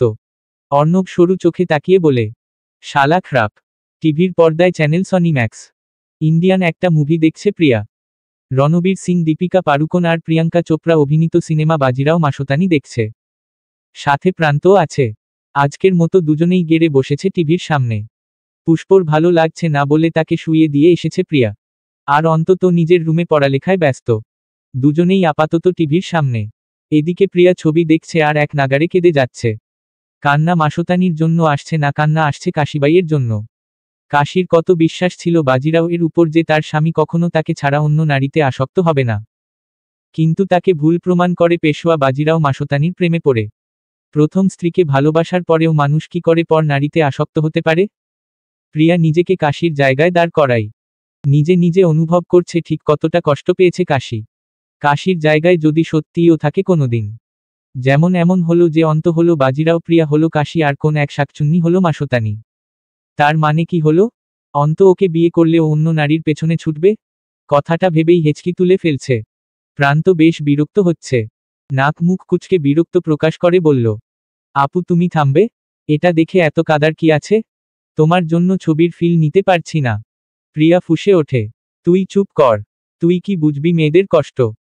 তুইও বাজিরাওয়ের মতো দুই বিয়ে করতে চাস, এজন্য ফিল নিতে চাচ্ছিস। সব ছেলে এক। বলেই নাক টানল। তখনই পাশে এসে বসে অন্ত। হতাশ ভঙ্গিতে হাত বাড়িয়ে রুমাল এগিয়ে দেয়। অন্ত রুমালগুলো রাখেই বোধ হয় প্রিয়ার জন্য। ওর নিজের কাজে আসে না একটাও, প্রিয়ার কাজেই লেগে যায়। প্রিয়া অন্তর দিকে ক্রুদ্ধ চোখে তাকায়। ওকে দেখেই সেই হৃদয়বিদারক দৃশ্য চোখে ভাসছে। প্রিয়া দরজার সামনে দাঁড়িয়ে। দরজার বাইরে দুজন নবদম্পতি। তারই বর অন্ত আরেকটা শাকচুন্নি বিয়ে করে এনেছে। দিনের বেলায়ও এমন স্বপ্ন দেখে আত্মা কেঁপে ওঠে। সব ক্ষোভ যায় অন্তর উপর। রাগে মুখ বাঁকিয়ে বলে, লাগবে না তোমার রুমাল। যাও এখান থেকে। অন্তর অসহায় স্বর, আমি আবার কি করলাম? প্রিয়া চোখ মুছে বলে, তুমিই নষ্টের মূল। কারণ তুমি ছেলে। অন্ত অবাক না হয়ে পারে না। এটা কেমন ধরনের কথা? মেয়েদের কমন সেন্স কোথায় থাকে? আদৌ কি থাকে? নাকি এরই শুধু কমন সেন্স নেই? কিসব লজিকলেস কথা বলে সব সময়। সে ভ্রু কুচকে বলল, আশ্চর্য, এখন কি আমাকে মেয়ে হতে বলছিস? তাই হওয়া উচিত। মেয়ে হলে বুঝ। চোখে এখনো জল পড়ছে। অন্ত আর ফাও পেঁচালে গেল না। নিজে থেকে এগিয়ে গিয়ে প্রিয়ার মুখটা হাতে তুলল। অন্য হাতের রুমাল দিয়ে খুব যত্ন নিয়ে ভেজা চোখ মুছিয়ে দিল। আশকারা দিয়ে জিজ্ঞেস করল, কি হয়েছে বল আমাকে, এত কাঁদছিস কেন? ছবিতে এমন কি আছে যার জন্য এত কাঁদতে হবে? অন্তর আদর মাখা স্বরে গলে যায় প্রিয়া। ঠোঁট উল্টে ভাঙা গলায় বলে, তুমিও আমাকে বিয়ে করে এভাবে ভুলে যাবে তাই না? তারপর আরেকটা বিয়ে। অন্তর রেগে যায়। মাঝপথেই আটকে দেয় প্রিয়াকে। খানিক ধমকের স্বরে বলে, আশ্চর্য, এসব আজাইরা কথা তোর মাথায় আসে কি করে? সবাইকে এক ভাবতে হবে কেন? আমাকে এমন মনে হয় তোর? তুই আজ পর্যন্ত কখনো দেখেছিস তোকে ছাড়া অন্য কোন মেয়ের দিকে জুলজুল চোখে তাকিয়েছি? 1 মিনিট, তোমরা এগুলো কি করছো? ভাইয়া তুমি আপুকে কি বললে? আপু কি বলল? তোমরা বিয়ে করবে? তোমাদের মাঝে কি চলে? গেল সব গেল। ওদের সামনে যে প্রান্ত নামের ইচড়েপাকা একটা ছেলে বসে আছে এটা তো ওরা ভুলেই গেছে। এর সামনে ওদের গোপন তথ্য ফাঁস হয়ে গেল। এবার এই কটাকে কি করে সামাল দিবে? অন্ত শুকনো ঢোক গিলে প্রিয়ার থেকে দূরত্ব রেখে বসে গলা ঝেড়ে ছোট ভাইয়ের উদ্দেশ্যে বলে, কি চলছে? কিছুই চলছে না। বাদরামি বাদ দিয়ে পড়তে যা। যা। প্রান্ত দু হাত বুকের কাছে ভাঁজ করে বলে, আমাকে এতটাও বোকা ভেবো না ভাইয়া। আমি জানি তোমরা প্রেম করছো। একই বাড়িতে থেকে দুজন প্রেম করছো। ছি। প্রিয়া খপ করে প্রান্তর মুখ চেপে ধরে।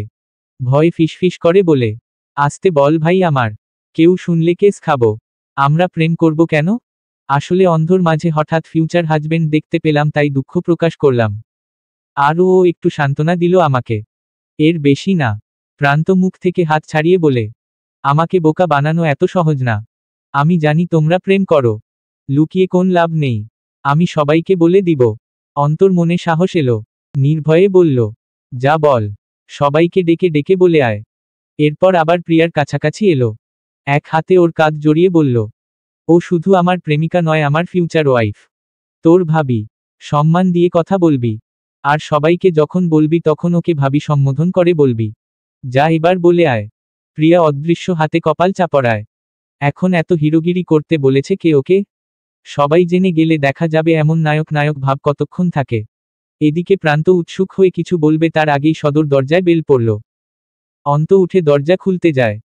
পেছনে থেকে প্রান্ত নেতা স্বরে বলে উঠে, কেউ আসলো বলে আজ বেঁচে গেলে নয়তো সবাইকে বলে দিতাম আজ। অন্ত জানে প্রান্ত কাউকে কিছু বলবে না। এ ক্ষেত্রে বান্দা 1 নাম্বার। সে গিয়ে দরজা খুলতেই ভেতরে ঢুকল প্রার্থ। ড্রয়িং রুমে এসে দেখল পুষ্প নেই। প্রিয়াকে প্রশ্ন করবে তার আগেই খেয়াল হলো প্রিয়ার আধভেজা ফোলা ফোলা চোখ। কপাল গুটিয়ে জিজ্ঞেস করল, কাঁদছিস কেন? কি হয়েছে? প্রিয়াকে প্রশ্নটা করেই তাকায় অন্তর দিকে। যেন অন্তই কিছু একটা করেছে। অন্ত ইঙ্গিতটা বুঝেই জোরে জোরে মাথা নাড়ায়। হরবার করে বলে, আমি কিছু করিনি ভাই। ও মুভি দেখে কাঁদছিল। আমি তো আদর করে দিচ্ছিলাম। নিজের কথায় নিজেই তবদা খেলো অন্ত। মনে মনে জিভ কেটে ভুল সংশোধন করে বলল, না মানে আদর নয়, আর কি বুঝাচ্ছিলাম যে ছবি দেখে কাঁদতে নেই। এগুলো সব অভিনয়। হে হে। কথা শেষ করে জোরপূর্বক একটা হাসি দিল। যেন হাতে নাতে ধরা খেয়েও বাঁচার জন্য মিথ্যে বলার চেষ্টা। প্রিয়া তো ভয় মাথা নুইয়ে রেখেছে। প্রান্তটা যদি মুখ ফুটে কিছু বলে ফেলে তাহলে তার আর রক্ষে নেই। প্রার্থ ভাই যে দুটোকে কি করবে তার কোন হিসাব নেই। অথচ প্রার্থ কিছুই বলল না। প্রিয়াকে শুধু জিজ্ঞেস করল, তোর বোন কোথায়? বুবু ঘরে শুয়ে আছে। বলল ভালো লাগছে না তাই আর ডিস্টার্ব করিনি। এতক্ষণে ঘুমিয়ে গেছে বোধ হয়। উত্তর শুনে আর অপেক্ষায় রইল না। হনহন পায়ে চলে গেল উপরে। অন্ত হাফ ছেড়ে আবার বসে প্রিয়ার পাশে। প্রিয়া খোঁচা দিয়ে বলে, ওভাবে কেন বললে? ভাই যদি কিছু বুঝে যায় তাহলে আমাদের মেরে তক্তা বানাবে। অন্ত চশমা ঠেলে সরু চোখে তাকিয়ে বলে, মারবে কেন? আমরা কি খারাপ কিছু করেছি নাকি? ভালোবাসায় আবার ভয় কিসের? দুদিন পর আমিই জানাবো সবাইকে। প্রান্ত বলল, তুমি জানানোর আগে আমি জানিয়ে দেব সবাইকে। এরপর মার খাওয়াবো তোমাদের। অন্ত কনফিডেন্সের সাথে বলে, তো জানা। এখনই বলে আয়। এমনিতেও প্রার্থ ভাই সব জানে। প্রিয়া অবাক চোখে তাকায়। বড় বড় চোখ করে আশ্চর্য সমেত বলে, কি বলো? প্রার্থ ভাই জানে? তুমি বলে দিয়েছ সব? ভাই কিছু বলেনি? মেরেছে তোমাকে? মারবে কেন? ভাই তোর জানার আগে থেকেই জানে। জানি না কিভাবে যেন বুঝে গেছে সব। শুধু তুই বুঝিসনি আমাকে। প্রিয়া অবাক হয়ে আরো কিছু বলবে তার আগে শুনতে পেল উপর থেকে ভেসে আসা প্রার্থর চিৎকার। ওরা উপরের দিকে তাকাতে দেখে প্রার্থ পুষ্পকে কোলে করে নিয়ে আসছে। প্রার্থ উপর থেকেই জোরে জোরে বলে, অন্ত দরজা খোল, গাড়ি স্টার্ট কর জলদি। পুষ্প প্রার্থর কোলের উপর কাতরাচ্ছে ব্যথায়। চোখ দিয়ে টপটপ করে পানি পড়ছে। অন্তপ্রিয়া কিছু বুঝল না কি হয়েছে, শুধু বুঝল পুষ্পর কিছু হয়েছে। প্রার্থর সাথে সাথে ওরা ছুটল বাইরের পথে। ওদের উচ্চশব্দে ঘর হতে বেরিয়ে এসেছেন পূর্ণিমা বেগমও। ওরকম হরবার করে ওদের সদর দরজা দিয়ে বেরিয়ে যেতে দেখে তিনিও গেলেন পিছু পিছু। অসহনীয় তীব্র পেটের ব্যথার দরুন বিছানার উপর কুঁকড়ে যাচ্ছে নারী দেহটা। আজ সারাদিন শরীর খারাপ করছে, এখন হঠাৎ শুরু হয়েছে পেটে ব্যথা। পুষ্পর ভয় হচ্ছে ভীষণ। এ সময় পেটে কেন ব্যথা করছে? গত কয়েকদিন যাবৎ সে মানসিকভাবে সুস্থ স্বাভাবিক নেই। চিন্তায় বুঁদ হয়ে থাকে মন মস্তিষ্ক। বেহা মন বারবার মনে করে ওর কিছু হয়ে গেলে প্রার্থর কি হবে। সে যে ওকে অত্যাধিক ভালোবাসে। পুষ্প যতটুকু চেয়েছে তার থেকে বেশি পেয়েছে। আল্লাহ কি এই ভালোবাসাটুকু ক্ষণিকের জন্য দিয়েছিলেন? আজ যদিও মরে যায় তবে তো আর কিছুই রইল না প্রার্থর কাছে। ভালোবাসা বাচ্চা দুজনকে একসাথে হারাবে। পুষ্পর বেঁচে থাকার ইচ্ছে হলো খুব। যার একসময় শুধু মরে যেতে ইচ্ছে করত তার আজ ভীষণ করে বেঁচে থাকার ইচ্ছে জাগছে। স্বামী সন্তান নিয়ে সুখে সংসার করতে বাঁচতে ইচ্ছে করছে, কিন্তু পেটের অসহনীয় ব্যথা সেটা কি তাকে বাঁচতে দেবে? ব্যথার প্রকোপে জোরে জোরে ডাকতেও পারছে না কাউকে। যেটুকু গলার স্বর বের হচ্ছে ওটুকু নিচে পৌঁছাচ্ছে না। এলাচি বিছানায় কাতরাতে থাকা পুষ্পর এদিক ওদিক অস্থির হয়ে ঘুরছে। অবুঝ বোবা প্রাণীটি কি করবে সে নিজেও বুঝছে না। পুষ্প যখন নিজ চেষ্টায় বিছানা ছেড়ে উঠতে যায় তখনই রুমে ক্লান্ত পায় প্রবেশ করে প্রার্থ। প্রার্থকে দেখেই যেন হাঁফ ছেড়ে বাঁচে সে। বাঁচার ইচ্ছে আরও দ্বিগুণ হয়। দুহাত পেট আঁকড়ে রেখে ব্যথায় কাঁদতে থাকে। প্রার্থ পুষ্পর এই অবস্থা দেখেই স্তব্ধ হয়ে যায়। কি হয়েছে কিছুই বুঝতে পারে না, তবে পেটে কিছু হয়েছে সেটা সে ঠিকই বুঝতে পারছে। দ্রুত পায়ে এগিয়ে যায় পুষ্পর সামনে। তাকে হাতে আগলে ধরে অস্থির চিত্তে জিজ্ঞেস করে, কি হয়েছে তোর? এমন করছিস কেন? পেটে পেটে ব্যথা করছে। পুষ্প কিছু বলে না, তার ব্যথায় কুঁচকে যাওয়া মুখই বলে দিচ্ছে সব। প্রার্থ আর দেরি করল না, চটজলদি কোলে তুলে নিল তাকে। ভাবাভাবি বাদে বেরিয়ে যায় হসপিটালের উদ্দেশ্যে। সন্ধ্যার সেই মুমূর্ষু ঘটনা মানস্পটে ভেসে উঠতেই আরেক দফা বুক কেঁপে উঠল প্রার্থর। দুহাতে মাথা চেপে ধরে বসে আছে সে। আশেপাশে শুভাকাঙ্ক্ষীর কমতি নেই, কমতি শুধু সেই নারীটির যার জন্য সে ক্রমে ক্রমে ফুটবল হয়ে পড়ছে। হসপিটালের করিডোরে প্রার্থরা বসে আছে। প্রার্থর বন্ধু থেকে শুরু করে পুষ্পর পরিবার অবধি সবাই উপস্থিত হাসপাতালে। কার্তিক এগিয়ে গিয়ে ঝুঁকে থাকা প্রার্থর কাঁধে হাত রাখল। ধীর গলায় বলল, প্রার্থ ভেঙে পড়িস না ভাই, শক্ত হ। আন্টি কান্না করছে প্রচুর, এভাবে তো অসুস্থ হয়ে যাবে।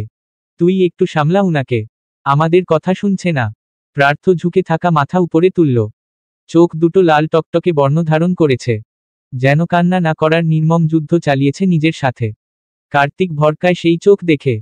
বন্ধুর বিধ্বস্ত অবস্থা দেখে তারও অস্বস্তি হয় ভীষণ। ছেলেটা এত বেশি কেন ভালোবাসে পুষ্পকে? ঘৃণা থেকে এতটা ভালোবাসা কি করে হয়? এ প্রশ্নের উত্তর সে খুঁজে পায় না। প্রার্থ ততক্ষণে উঠে দাঁড়ায়। ফুটবল শরীরটা টেনেটুনে এগিয়ে নিয়ে যায় সামনে। পুষ্পর কেবিনের বাইরে কেবল ওর বন্ধুরা আর পুষ্পর বাবা প্রত্যয় আহসান ছিল। বাকি সবাইকে ওয়েটিং রুমে রাখা হয়েছে। পূর্ণিমা বেগমও সেখানে আছেন। প্রার্থ টলমলে পায় সেদিকেই গেল। পেছনে পেছনে গেল চার বন্ধু। মা! প্রার্থর ডাক শুনেই পূর্ণিমা বেগম হাউমাউ করে কেঁদে ফেলেন। সাথে সমানতালে নিঃশব্দে কাঁদছেন পূর্ণতাও। প্রিয়া এবং স্নেহা মিলেও তাদের সামলে রাখতে পারছে না। যখন তারা পুষ্পর রোগ সম্পর্কে জানতে পারে তখন থেকেই আতঙ্কে কাটা দিয়ে উঠছে শরীরে। চাইলেও নিজেদের সংযত রাখতে পারছে না। প্রার্থ এগিয়ে যায়, দুই হাতে দুই মাকে আগলে ধরে। নিজেকে স্বাভাবিক রেখে তাদের সান্ত্বনা দেয়। কেন কাঁদছ তোমরা? পুষ্পর কিছু হয়নি তো? তোমরা তো জেনেই গেছো ওর কি হয়েছে। অসুস্থতার কারণে মাঝে মাঝে এরকম প্যানিক অ্যাটাক হয়।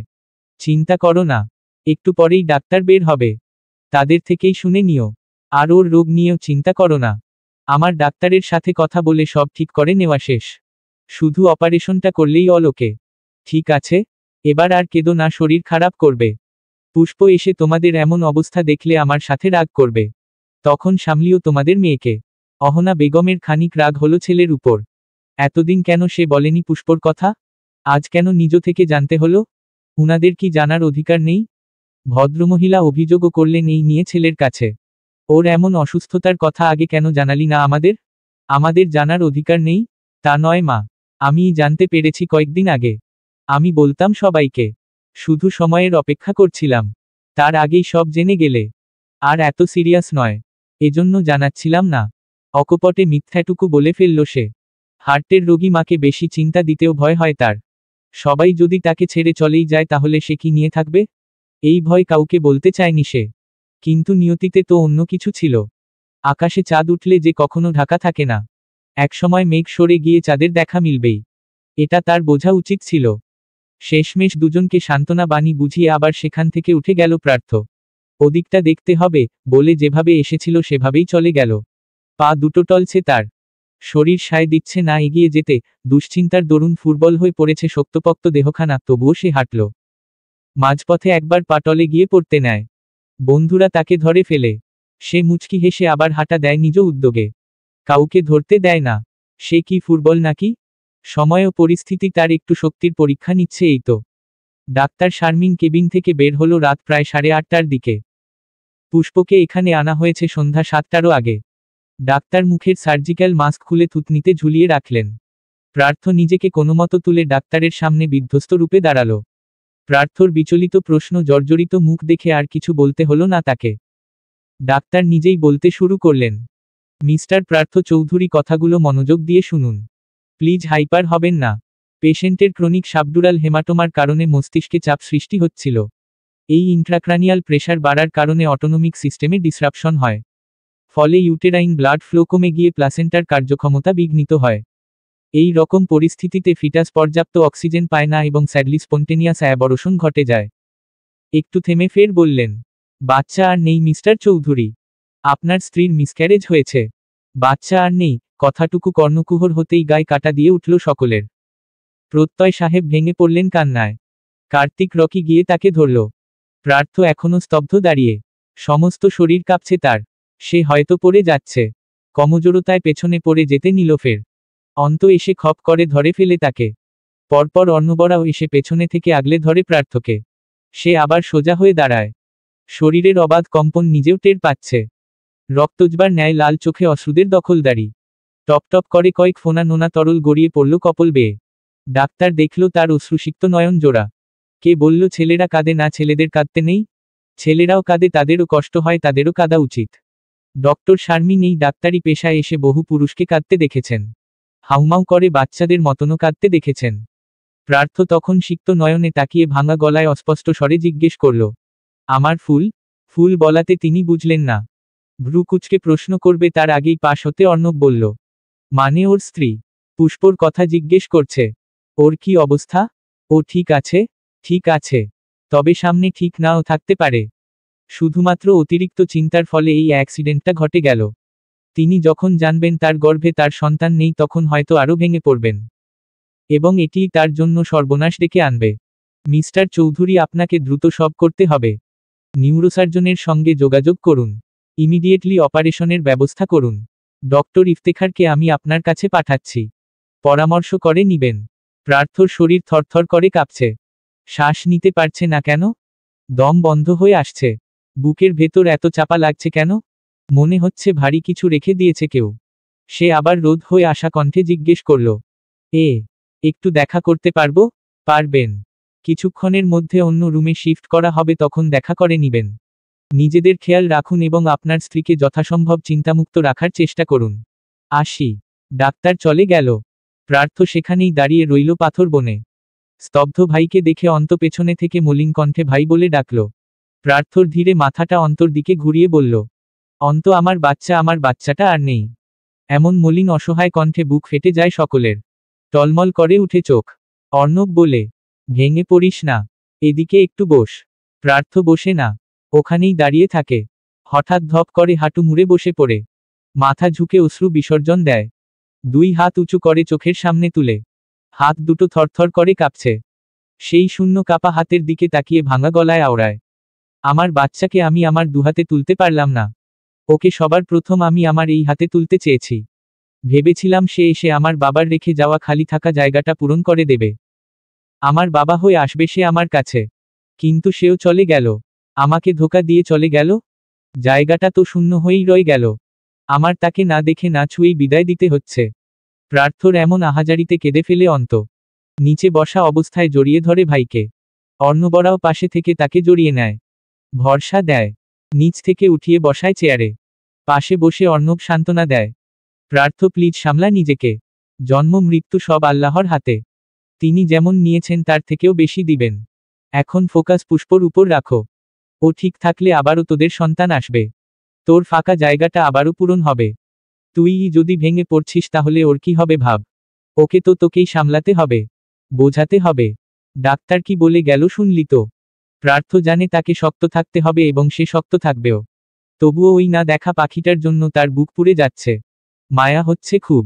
বাচ্চাটা নিয়ে তাদের কত স্বপ্ন, কিন্তু এটা বুঝি স্বপ্নই রয়ে গেল। স্বপ্ন কি কখনো বাস্তব হয় না? পুষ্পর এই জটিল রোগটা না হলে কি হতো না? তাদের সুখের সংসারটা আরেকটু সুখের হতো। মাঝে কষ্ট নামক জিনিসটা থাকতই না। ভালোবাসার মানুষটাকে সারা জীবন বুকে আগলে রাখতে চাওয়াটা কি অন্যায়? অন্যায় নয় তো। তবে কেন প্রকৃতির এমন ছিনিয়ে নেওয়ার খেলা? ভালোবাসায় এত কষ্ট কেন?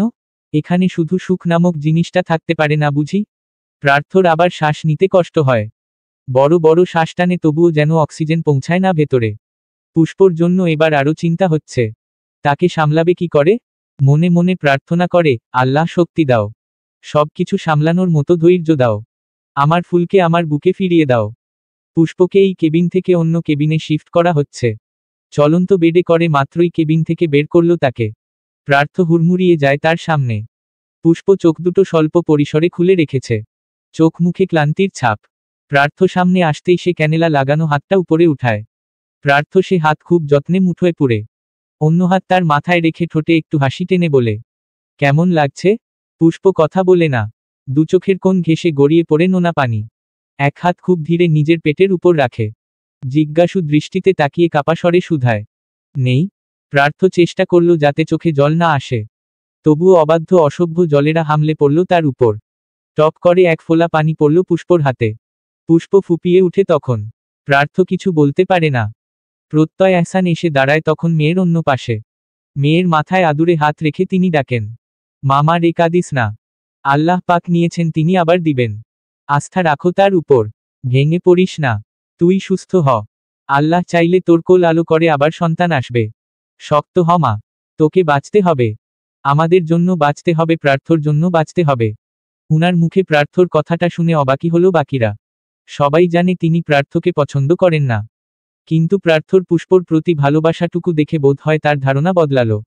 ততক্ষণে ওয়েটিং রুম থেকে এখানে হাজির হয়েছেন পূর্ণিমা, পূর্ণতা, প্রিয়া আর স্নেহা। অফিস থেকেও ছুটে এসেছেন আশরাফ চৌধুরী। আসতে পারেনি শুধু অহনা। তিনি ব্যবসায়ের তাড়নায় গেছেন ঢাকার বাইরে। সেখান থেকেই এখন ছুটে আসছে সে। এখনও এসে পৌঁছায়নি। কেবিনের বাইরেই এক প্রকার হুলস্থুল অবস্থা।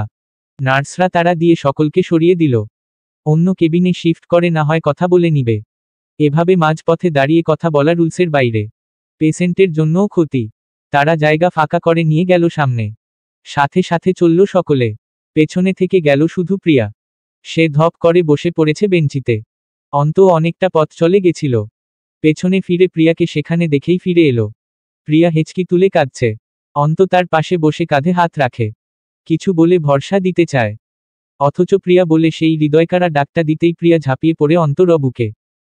হেঁচকি তুলে তুলে বলে, আমার বুবুর সাথেই কেন এমন হলো বলো তো? আমার বুবু কার কি ক্ষতি করেছে? আল্লাহ তাকে এত বড় শাস্তি কেন দিচ্ছে? অন্ত এক হাতে তাকে আগলে নিল, অন্য হাত মাথায় রেখে বলল, মাঝে মাঝে আল্লাহ আমাদের কঠিন কিছু পরীক্ষা নেয়। এই পরীক্ষায় হাল ছাড়া যাবে না। ধৈর্য ধরতে হবে। আল্লাহ না চাইলে আপুর কেউ কিচ্ছু করতে পারবে না। দেখিস আপু সুস্থ হয়ে যাবে। আল্লাহ চাইলে সে আবারও মা হবে। চিন্তা করিস না। অন্ত একটু থামে। প্রিয়ার মাথায় ছোট্ট করে ঠোঁট ছুঁয়ে বলে, কাঁদিস না। চল আপুর কাছে চল। ওখানে আপুর সামনে একদম কাঁদবি না। আপু ভেঙে পড়বে। পুষ্প কোথায়? সামনে থেকে পরিচিত গম্ভীর নারী কণ্ঠের আওয়াজ পেয়ে ভড়কে যায় ওরা। প্রিয়া অন্তর বুক হতে মুখ তুলে দেখে অহনা বেগম গম্ভীর চোখ মুখে দাঁড়িয়ে আছেন। প্রিয়ার বুক ছলকে উঠে ভয়ে। অন্তর থেকে দূরত্ব বজায় রেখে মাথা নিচু করে বসে। অন্ত উঠে দাঁড়ায়। খুব স্বাভাবিকভাবেই বলে, 304 নাম্বার রুমে আম্মু। সামনেই আছে। বড়মা খুব কাঁদছে। একটু দেখো গিয়ে। তার মুখভঙ্গি বদলালো না। ওরকম গম্ভীর মুখেই বললেন, তুমিও এসো। একবার প্রিয়ার উপর চোখ বুলিয়ে তিনি চলে গেলেন। অন্তর মা তাদের সচরাচর তুমি বলে ডাকে না, তুই বলে ডাকে। যদি কোন সিরিয়াস ইস্যু হয় ঠিক তখনই ভদ্রমহিলা ছেলেদের তুমি সম্বোধন করেন। অন্ত বুঝেও চুপ রইল। তার মাঝে ভয় কাজ করছে না। যে ছেলের মাকে দেখলেই ভয় হতো, মায়ের ভয়, যে সবসময় মায়ের পছন্দ মতো কাজ করত, সে আজ মাকে ভয় পেল না। মনে যেন অজস্র সাহস তার। যদি এখন তার মা জিজ্ঞেসও করত, প্রিয়া তোমার কি হয়? তোমাদের তো এভাবে জড়িয়ে ধরার সম্পর্ক নয়, তবে কেন দুজনে এত কাছাকাছি? অন্ত তখন নির্দ্বিধায় নির্লজ্জের মতো বলতো, সম্পর্ক এখনো সে পর্যায়ে যায়নি যে পর্যায়ে গেলে একটা ছেলের অধিকার থাকে তার প্রেয়সীকে বুকে আগলে সামলে রাখার। কারণ আমাদের বিয়ে হয়নি, কিন্তু প্রেমিক পুরুষ হিসেবে প্রেমিকার দুঃখে বুক পেতে দেওয়া তো আমার দায়িত্ব। আমি আমার দায়িত্ব পালন করছি, কারণ আমি তাকে ভালোবাসি। যেদিন বিয়ে নামক পবিত্র বন্ধনে আবদ্ধ হব সেদিনই না হয় বলবো সম্পর্কের কথা। অন্তকে এখনো বুক চিতিয়ে দাঁড়িয়ে থাকতে দেখে প্রিয়া অবাক হয়। কান্না থামিয়ে অবাক চোখে তাকায়। পরপর চোখে খানিক ভয় নিয়ে শুধায়, আন্টি কি বুঝে ফেলল? বকবে আমাদের? অন্ত প্রিয়ার হাত ধরে টেনে দাঁড় করাই। বলে, কিছু হবে না, আমি আছি তো। আপুর কাছে চল। প্রিয়া আর কিছু বলে না। এখন এগুলো ভাবার সময় না, তাকে তার বুবুর কাছে যেতে হবে। ওখানে বুবু কেমন পাগলামি করছে কে জানে। চলবে।